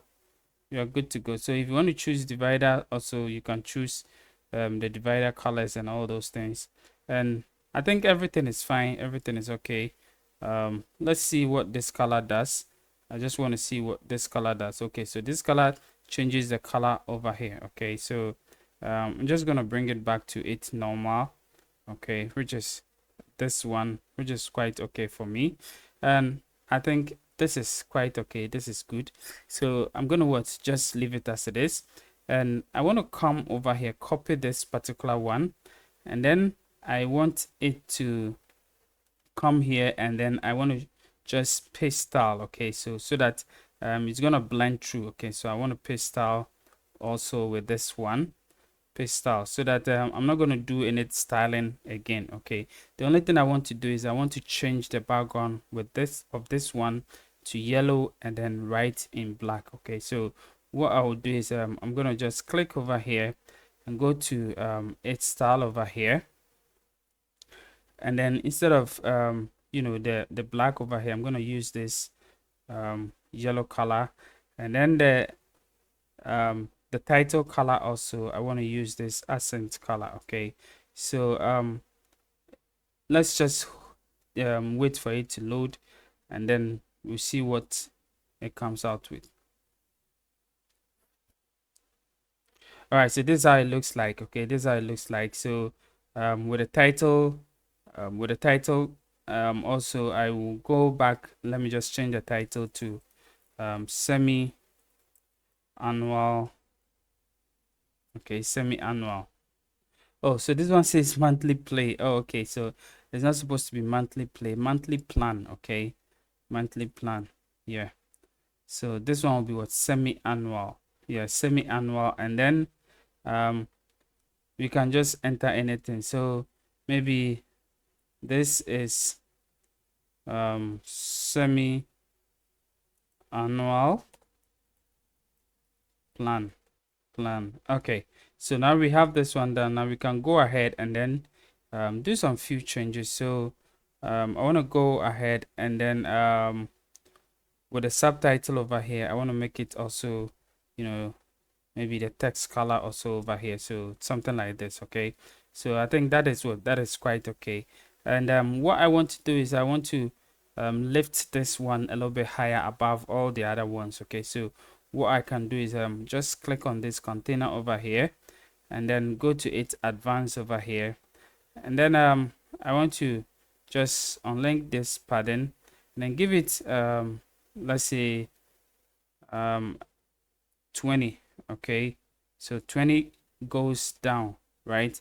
But I want to give it like a negative 20 and see, and as you can see, it raises it with a little bit higher, more than all the other ones. Okay, making it you know, very nicely done. Okay, so something like this, meaning that this one is the most popular one that we want people to choose. Okay, so I'm going to go ahead and then just edit the pricing for this one, and then also for this one, and then I think this is how you can use the pricing, or the pricing table widget. Okay, so I'm just going to click over here, go to its content over here, and then the pricing over here, instead of 399, I'm just going to say 1299. Okay, 1299, something like this. Oh, sorry. So something like this. All right, so it's going to be something like this. Okay, and instead of monthly, it's going to be every 6 months. So I'm going to say every 6 months. So it's going to be what, every 6 months. Okay, and I think everything is okay. And I'm going to do same for this particular one also. I'm going to go ahead, go over here, and then with a title over here, I'm going to say annual plan. So we have annual plan over here. You enter your description. So maybe this is a yearly plan. Okay, so this is a yearly plan, and then we go to its pricing over here, and then the pricing, let's say the pricing is going to be what, maybe 29 or maybe 199. Okay, 199 over here, and it's not going to be monthly, it's going to be yearly. Okay, it's going to be yearly, so every year you're going to pay this one over here. So basically we are good to go. And then I'm going to just remove the ribbon from here.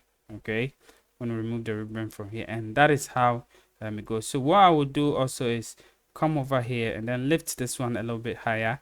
So I'll go to its style over here. So I'm clicking on this particular container. Okay, and then I'm going to go to border over here.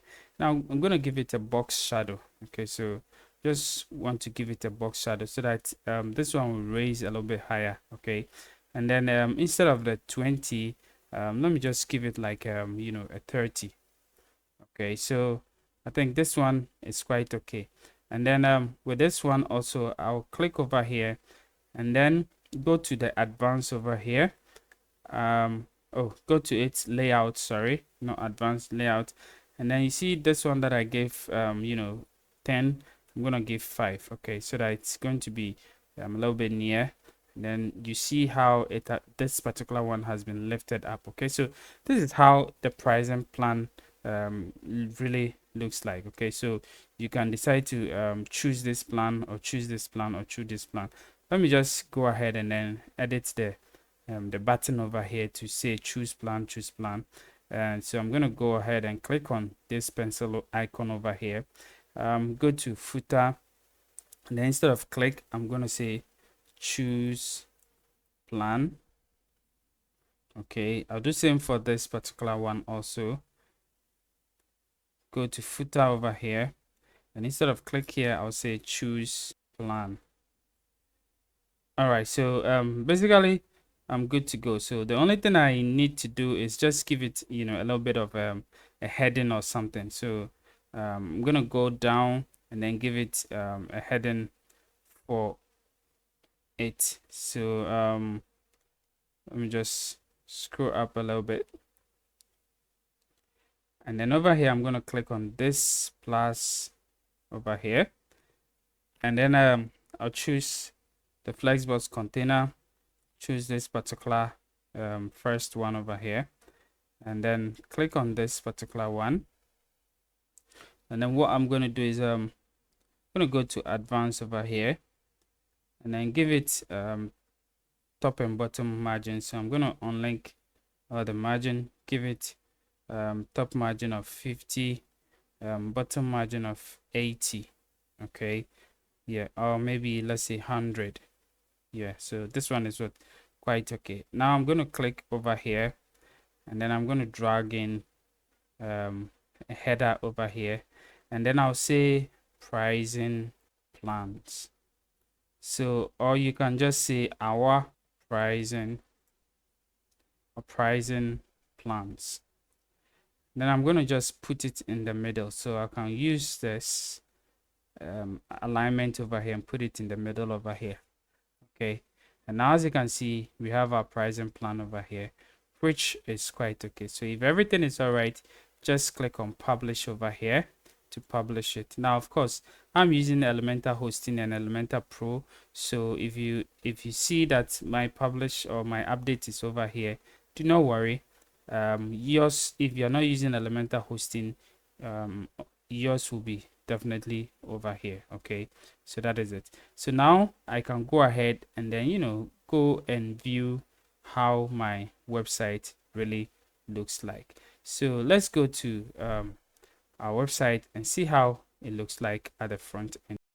All right, so to see how our website looks at the front end, we can just click on this one over here, this I button over here, which says what to preview it. So let's just click over here to preview our website and see how it looks like on the front end. All right, so we're gonna scroll down. Okay, so let's just scroll down and see how the website really looks like at the front end. All right, guys, so this is how it looks like over here. So as you can see, this is what our pricing plans, and then we can see all the pricing plans that we have over here. Now, of course, we cannot see the bottom over here unless we adjust this. So I'm going to go over here and then scroll down over here, and then I'm going to adjust the bottom over here by clicking on this particular one, going to it advanced over here, and then I'm going to just give it a padding. Okay, so of course I can give it a padding. So I'm going to click over here and then give it a bottom padding of, let's say 100. Okay, so that there will be space over here. Okay, so that there will be space over here. So I'm just going to publish it, and this one will refresh for us, and we're going to see how it looks like again, and that is it. Okay, so as you can see, we can see how the bottom also looks like. Okay, so guys, that is how it looks like. Okay, now of course, if your color, this color and this color is different, do not worry. All what you need to do is just change the color to white. Okay, so you can just change your color, the background color over here to white to match this color that you have over here. Okay, so basically that is how you can be able to create a pricing plan using this Elementor Pro widget over here. I hope this video helps you to be able to advance your web design skills by using the Elementor Pro widget to create amazing plans or pricing plans for your website. Thank you for watching. See you in the next video. Bye bye.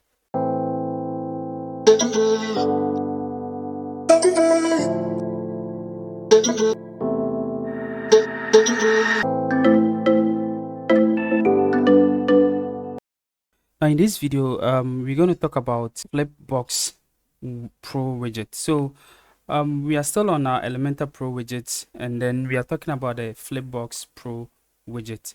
Now this is kind of like a widget which helps you to showcase some boxes which can be flipped on your website. So for instance, if I want to showcase maybe some services and its details, I can be able to use the Flipbox to be able to showcase it. So let's go into the video and then I'll show you how it is done. So this is my Elementor website. Now for those of you who are new over here, we are talking about the Elementor Pro widgets and how you can be able to use them on your website. So as you can see, we've created lots of videos on how each and every Elementor Pro widget can be used in a website. Now our last video we talked about how we can be able to use the pricing table in any website that you are creating. So you can go ahead and then watch the full playlist of the Elementor Pro widgets, and then you can be able to understand more what I'm talking about. If you are new over here and you don't have Elementor Pro, please check the link in the description. It will take you to a place where you can be able to buy Elementor Pro. Now note that if you use the link to buy Elementor Pro, you are not paying extra. You're just helping the channel to grow, because we will receive a little commission from Elementor, and that is it. So let's just jump into the video. So we want to create some Flipbox using the Elementor Pro Flipbox widget. So this is the widget that we are talking about. Okay, so first of all, what we're going to do is we want to create a container. So we want to create a Flexbox container over here, and I'm going to use this second container over here. And then what I'm going to do is I want to put a container inside and then put some different containers inside. So first of all, what I will do is I'm going to put one container inside this one over here, and then let me just change this one to a different direction. So this is this direction. I want to change this one to the column direction, so that when I duplicate this particular container, so I right click and duplicate it, it will be something like this. Okay, then I can be able to write inside this one. So I want to just put a heading over there, so I'm going to just place a heading over here, and then say maybe our services. All right, so I'm going to just list some three services over here based on the widgets that we're going to use. Okay, so I will just put this one in the middle. So I'm going to just go to its style over here and then center it over here, so that it's going to be center.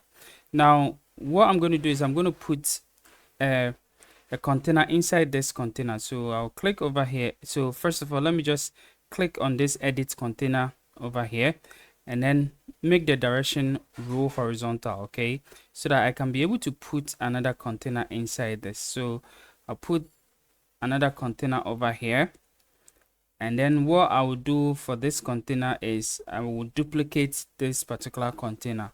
So I'm going to duplicate it twice, so that I'm going to get three different containers inside one container. So this is exactly what I want. So 1 2 3. Okay, now what I'm going to do is I'm going to click over here and then go to its advanced over here, and then I'm going to give it a padding. So I'll link all padding, and then give it a padding of 50 over here, and then a top padding of 50, a bottom padding of also let's say 80. Okay, and then with this one also I will just also give this one also a padding. So I will go over here, unlink this one also, then give it a top padding of 20 and then a bottom padding of 50. Okay, so it's going to be something like this one over here. And then now we have these three containers that we want to put the flip box inside. So I'm going to click on this plus icon for the first container over here, and then what I'm going to do is I will search for the flip box. So I'm going to go through the Pro widgets over here, and then drag in the flip box in this particular container. So this is how the flip box looks like. Okay, so as you can see, now this is how it looks like. Now if I click hover on it, it flipped. Okay, so that is the flip box. That is the job that it does. So we want to use this one to list our services. Now if you look at the left hand side over here, this is the edit panel of each flip box that we're going to talk about. So you can either, starting from here, you can the content or the background. Okay, so each other way you can be able to edit it. So let's say we want to go over here, so for the content over here. Now with the content, you see this one says front. Okay, so if I click on this one, you see that we have front, we have back, and then we have the settings. So we are dealing with the front now. So this is the front. Okay, so the green part is the front, and then the blue part is the back. Okay, so as you can see, now if you look at the graphical element over here, you can decide to either use none, or you can decide to use an image, or you can decide to use just an icon. Okay, so depending on what you want. So let's say we want to use an icon, we can click over here and then search for the icon that we want to use for our first service. So I'm going to search for maybe music distribution. So music. Okay, so I'm going to go over here and then search for music, and then I'll say for the first heading, I'll say music distribution. So we distribute music for artists. Okay, so that is basically what the music distribution is. And then we can give a small description if you don't want, but what we want this service to do is just to give a heading. Okay, so just the main service, and when somebody hover on it, it will flip to give us the full services over here. Okay, so that is exactly what we want to do. So this is what music distribution. Let's look at the background over here, and then if you can see, we have the background type. We can choose the classic, we can give it an image, or we can even give it with a color. Okay, so let's say we want to just give it, you know, a different color. So let's say we want to give it this particular color, and that's how it's going to look like. Okay, so we give it this color, and then when we come to the style over here, we can go ahead and then change, you know, the primary the typography of that particular what text over there. So you see the text color over here, we can go ahead and use our theme accent over here for it. So as you can see, this is how it's going to be like. Okay, so this is exactly what we want it to be. So basically that is the front. Now let's go to the back also. So with the front also, still at the front, now you see the view over here. You can view it you know, either that is the icon view. You can view it either default, stacked, or you can either view it frame. Okay, depending on how you want your icon to be like. Okay, so if it is frame, there's going to be like a circle or a square depending on what you want. If it is stack, it's also going to be you know, either a circle or square. Okay, so let's say we want it to be a circle, and then what we want is we want this one to be yellow with a black kind of like icon color. Okay, so we will change it when we go to our style over here. Okay, so first of all, let me just do it one by one. So let me go to a style, and then with the front over here, let's see the icon. So as you can see, this is the icon. Okay, so you can either give it a space or not, depending on how you want it. Okay, and then the icon size also is just like this one over here. You can give it a size, any size that you want. So I'm going to give it like a 35, and this is how it's going to be like. And then if I want to, you know, give it a color, I can choose a color that I want. So let's say the primary color is this one over here, and then the secondary color is this one over here, and that is how it's going to be like. So as simple as that, our website, our services is coming to ship. Now we go to the content again, and then we're going to look at the back. Okay, so we are done with the front. Now let's go to the back. So I'm going to go ahead and click over here for the back, and this is how the back also look like. So as you can see, the back is the blue side of it. Now over here, you can either give a heading or not. Okay, so let's say we want to give a heading like maybe music distribution. Okay, so let's say we're given this kind of like a heading. Of course, if it is too much, we can you know, just reduce the text over here. Now you can add more text that you want to add to it. Okay, so just add any text that you want to add to this one over here. So this is more or less like the details of what we want people to get. Okay, and then if you want the button to be there, you can either choose any button that you want. But let's say you don't want a button, you just ignore this one over here, and then you can ignore the link also over here. Now we can also do the background the way we want it. Okay, so with the background also, we're gonna go ahead, and then instead of choosing for the front, let's go for the back. Okay, so I'm gonna go for the back over here. Instead of let's go to the color. Okay, so let me see. Okay, so let's go to the content over here, and then go ahead and go to the back over here, and then you see the background over here. We can choose the background that we want. So we want to choose the background, which is this particular background. Okay, and then we can go ahead to style it. So we go ahead and then style the background for this particular. It means that the items in the background, we want to style it. So with the text over here, the text color, we can choose any text color that we want. Of course, we want the accent over here, that is the title, and then also the typography. Also, we can decide to either choose any typography that we want, and then we can decide to you know, decrease the size of it. So let's say we want to decrease it to maybe 20. Okay, so we can do that. So I want it to be 25, and this is quite okay for me. And then we can also come here to the description color. So with the description color also, we want to use the text color over here. Okay, and that is how it's going to be like. So also with this one, we can go ahead and then choose the size that we want it to be. Okay, so basically this is how we want it to be.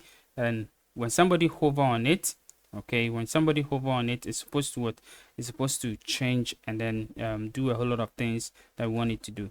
So that is what, that is with the back also color being done. Now as you can see, if I hover on it, this is how it's going to be. If I just move the mouse out of that place, this is also how it's going to be. So if I hover on it, the description and other stuff is going to be here. And if I do like this, this is how it's going to be like. So basically we are done with this. Now we can duplicate this one or copy and paste it to all the other two fields that we want, or containers that we want it to be. So I'm just going to click over here, paste, and then click over here and then also paste. All right guys, so as you can see, this is how it looks like. Okay, so it's gonna be something like this. Okay, now what I want is I want spacing to be in it. Okay, so what I'm going to do is I'm going to go ahead and then bring in the you know, this structure that is the navigator. Okay, so I click on the navigator and then I can go ahead and look for where the flip box is. So this is the first container, this is the second container, and this is the third container, and this is the main container that contains all the three containers. Okay, and that is what I want. So I can click on it and then scroll down under the layers, under the gaps over here, and give it like maybe 20.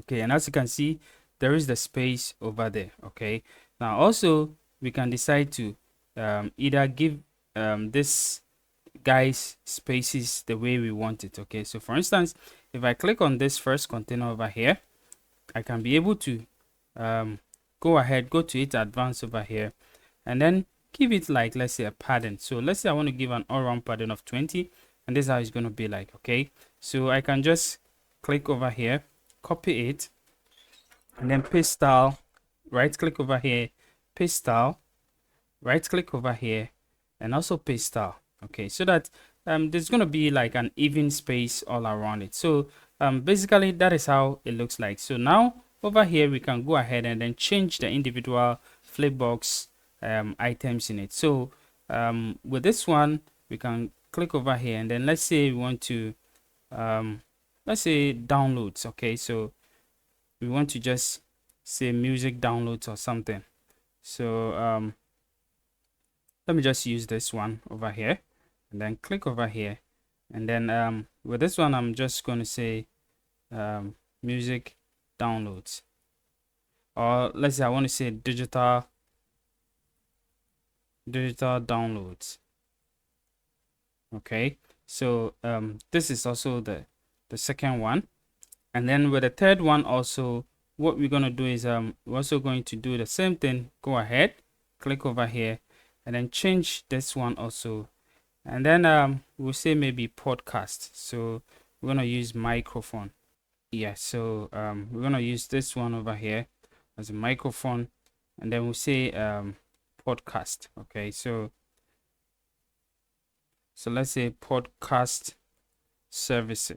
All right guys, so let's go to it back also, and then change this one also over here and say maybe podcast services. Okay, so the same thing applies to this particular one over here.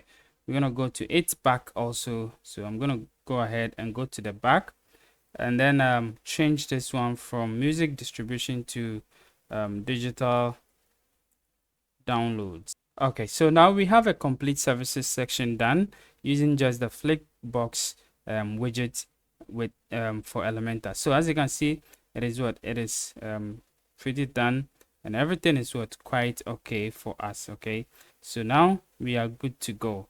We are good to go. So this is how you can be able to use the flipbox. Okay, and one thing we didn't talk about is the settings over here. So with the settings, you can be able to set the title tags, the description tabs, the height, the border radius. You know, if you want a border radius for you know, for it, you can be able to do that.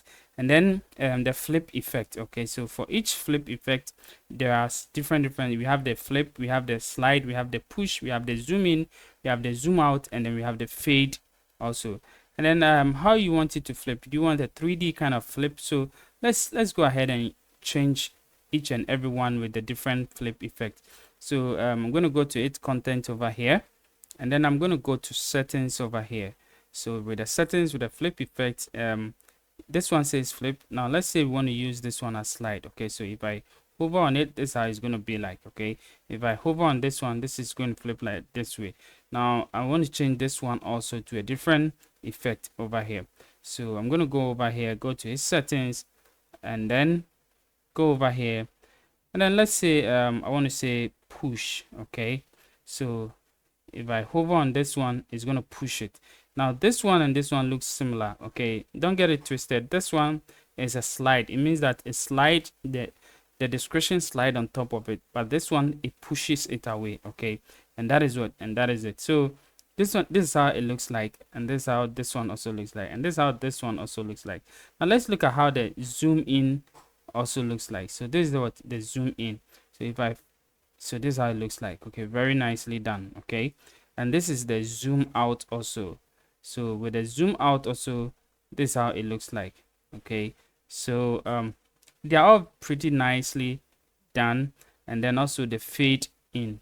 So this one, when you hover on it, it just the back fades in. Okay, and that is it. But I like the push. Okay, I like the push. So I'm going to use the push. I'm going to use flip for this one, and I'm going to use slide for this one. Okay, and that is it. So if you are done and you are okay with it, just check it on all the other tablet or the mobile devices. Make sure everything is all right, and then you just click on publish over here. All right, so now that we've published it, now let's go and look at how it looks like on the front end. Okay, so we're going to scroll down and then look at it on the front end. So let me just refresh it once more. I want to make sure that everything is correctly done. All right, so I'm going to drag over here, and as you can see, these are services over here. Now I'm going to start from here. So if I hover on it, this is how it looks like. If I hover on it, this is our digital downloads. If I hover on it, this is our podcast services. So as easy as it is, you can be able to use this widget to create your services section under your home page or any other pages that you want to create. Now, of course, not just services, any other things that you want to use this flip box to you can be able to do it. Thank you for watching, and please don't forget to like and subscribe to this channel. Let's help the channel to grow and hit 20K before the year ends. Thank you for watching. See you in the next video. Bye bye.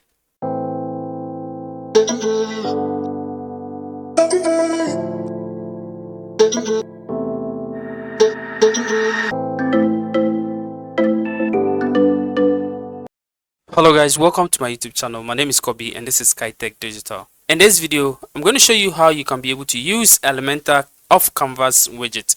So we're going to use the new widget that Elementor have introduced, which is called the off Canvas widget.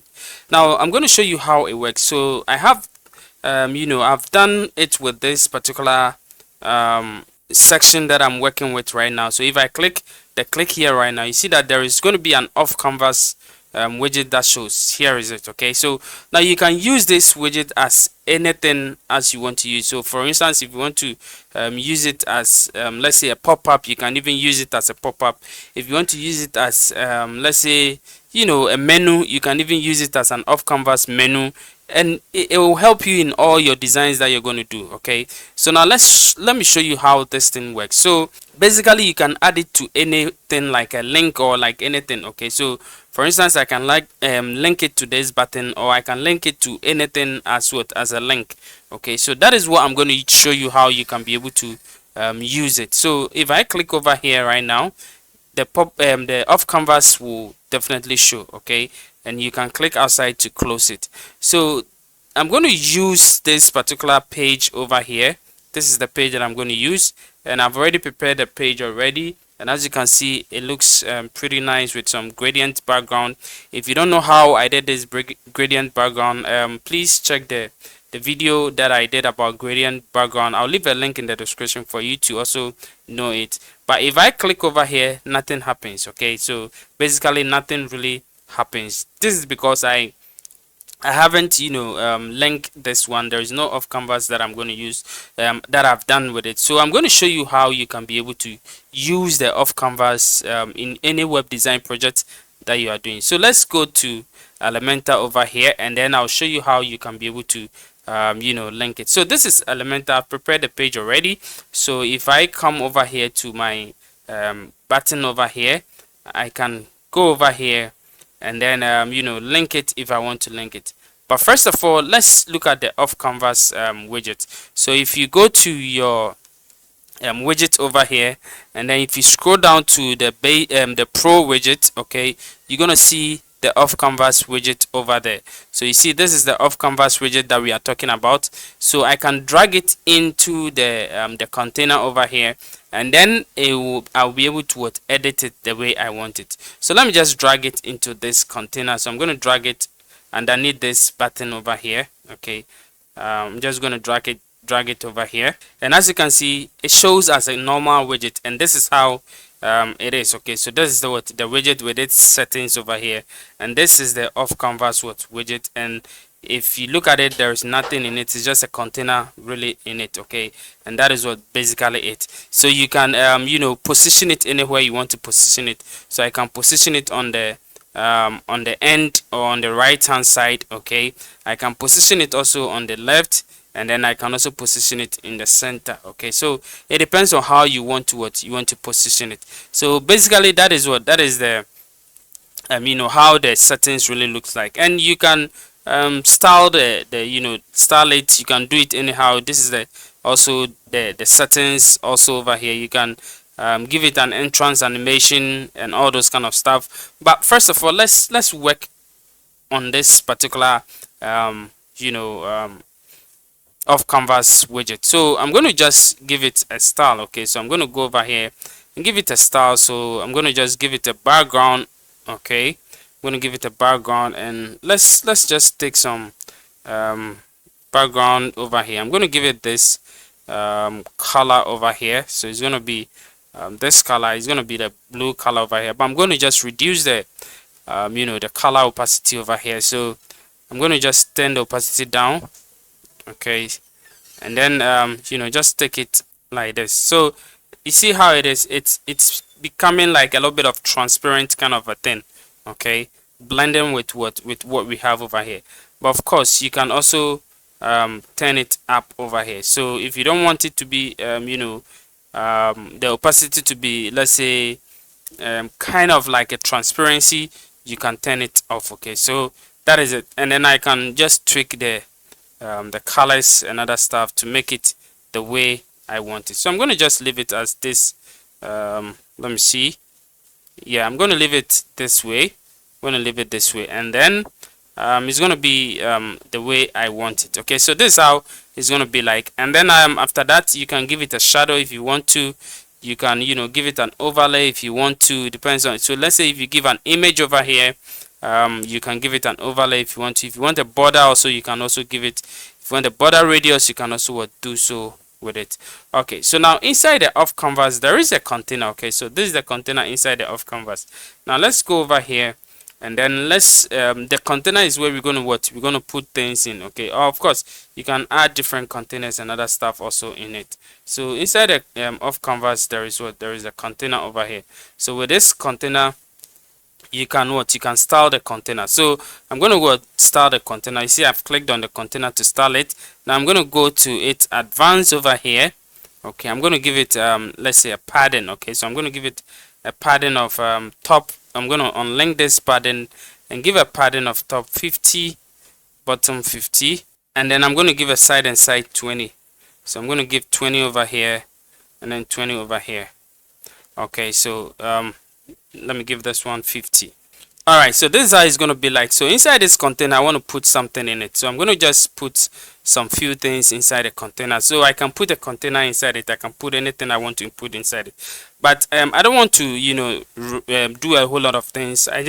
You can design it just like a normal page you're designing it. Okay, depends on you. Depends on how you want to go about it. But then I just want to put, let's say, an image, a heading, a text, and just a button. Okay, so I'm going to go over here and put an image inside this one. I'm going to put an image inside this one, and then I'll go ahead and then put a heading also inside. I'm going to put a heading also inside it, and then the last one, I'm going to drag a text also inside it. I'm going to drag a text.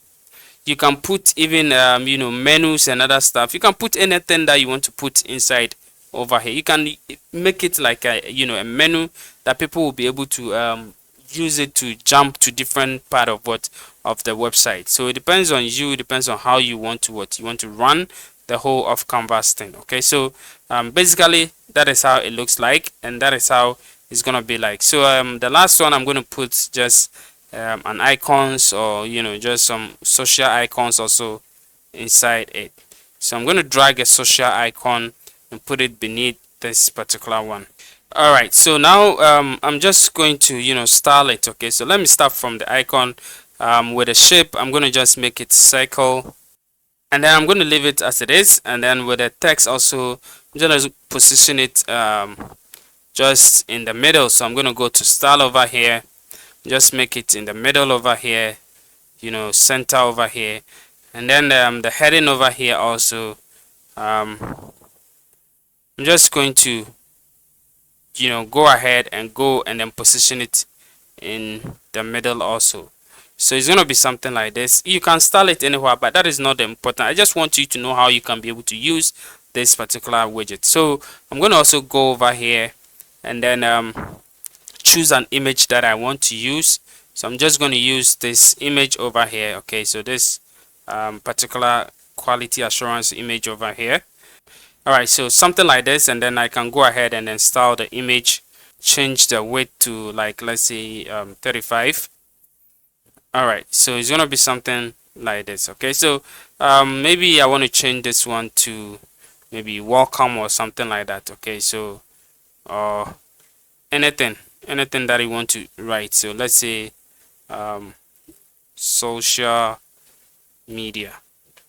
Okay, so it's gonna be something like this. Okay, and as you can see, it looks pretty good. It looks pretty fine. Okay, of course we can also go ahead and then check our container, and then if we want to just position the whole thing in the middle, we can go ahead and then put the whole thing in the middle and then center everything over here. Okay, we can go ahead and center everything over here. So it's going to be something that you really will need going forward. You really need it. Okay, so if you are using Elementor Pro, this is the best thing that you can be able to use to navigate through your having an off canvas. It's really one of those things that add more interactions to your website. So if everything is okay, you can go ahead and then just publish it. Okay, let's say we want to publish it over here. Okay, so we publish it, but then what happens? Nothing really happens. Okay, so nothing really happens because we have not set the off canvas. Now let's go over here to off canvas. Okay, let's go to the off canvas settings over here, and then let's go to its layout over here. And you see this one, it says editing mode, meaning that we are editing it. Okay, so if we want to turn it off, we can decide to go ahead and turn it off. Okay, and as you can see, it goes. But if you click it to turn it on, it will definitely show for us. Okay, so we can go ahead and then just do some few settings. If you want to position the vertical thing in center, we can do so also over here. If you want to position the horizontal position also, we can also do so over here. Okay, so this thing works only vertically if you have something that you are dealing with. Okay, and then it is also mobile responsive. And of course, you can also change the width of the off canvas. Okay, you can change the width to match any kind of width that you want to to use. Okay, so it depends on how you want to use it. You can change the width and other stuff, and then also you can it is mobile responsive. You can check out in other mobile sites. So with this one, I can reduce the width a little bit. Okay, so that I'm gonna have something. Some I want people to see something over here. Okay, now basically that is it. So let's just off go off through the editing mode. Okay, so I'm going to go to the desktop and then go off the editing mode, and then now it is time for us to link our off canvas to anything that we want to link it. Now we want to link it to a button over here. Okay, so what we're going to do is we're going to click on this click here button, and then you see there is a link over here, but we can't link it just like that. We will use the dynamic link over here, or the dynamic tags over here. So we're going to click on the dynamic tags, this particular icon over here, and then scroll down, and then where you have actions, and the actions we have off canvas over here, just click on it, and then you can click on this ranch icon or the settings icon to check out the settings of it. And then as you can see, this is what an action which is off canvas, and then you can select any off canvas widgets that you are using. So we're going to select this particular one over here, and that is what it will show. So now we have selected it, and then we can just go ahead and publish it. So we're going to publish it. Okay, let's publish it, and after we publish it, we can go ahead and view it on the front end and see how it looks like. So we're gonna go ahead and refresh the website. So let's just refresh the website. Alright guys, so let's click on the click here button and let's see how it looks like. Okay guys, so this is how it looks like. It looks pretty well, and that is how we want it to be. So this is how you can be able to create an off canvas thing using Elementor Pro. So if you don't have Elementor Pro, I'll leave the link in the description for you. You go ahead and get yourself Elementor Pro and use this off canvas widget to be able to design your website the way you want it. Thank you for watching. See you in the next video. My name is Kobe. Please don't forget to like and subscribe to this channel. Bye bye.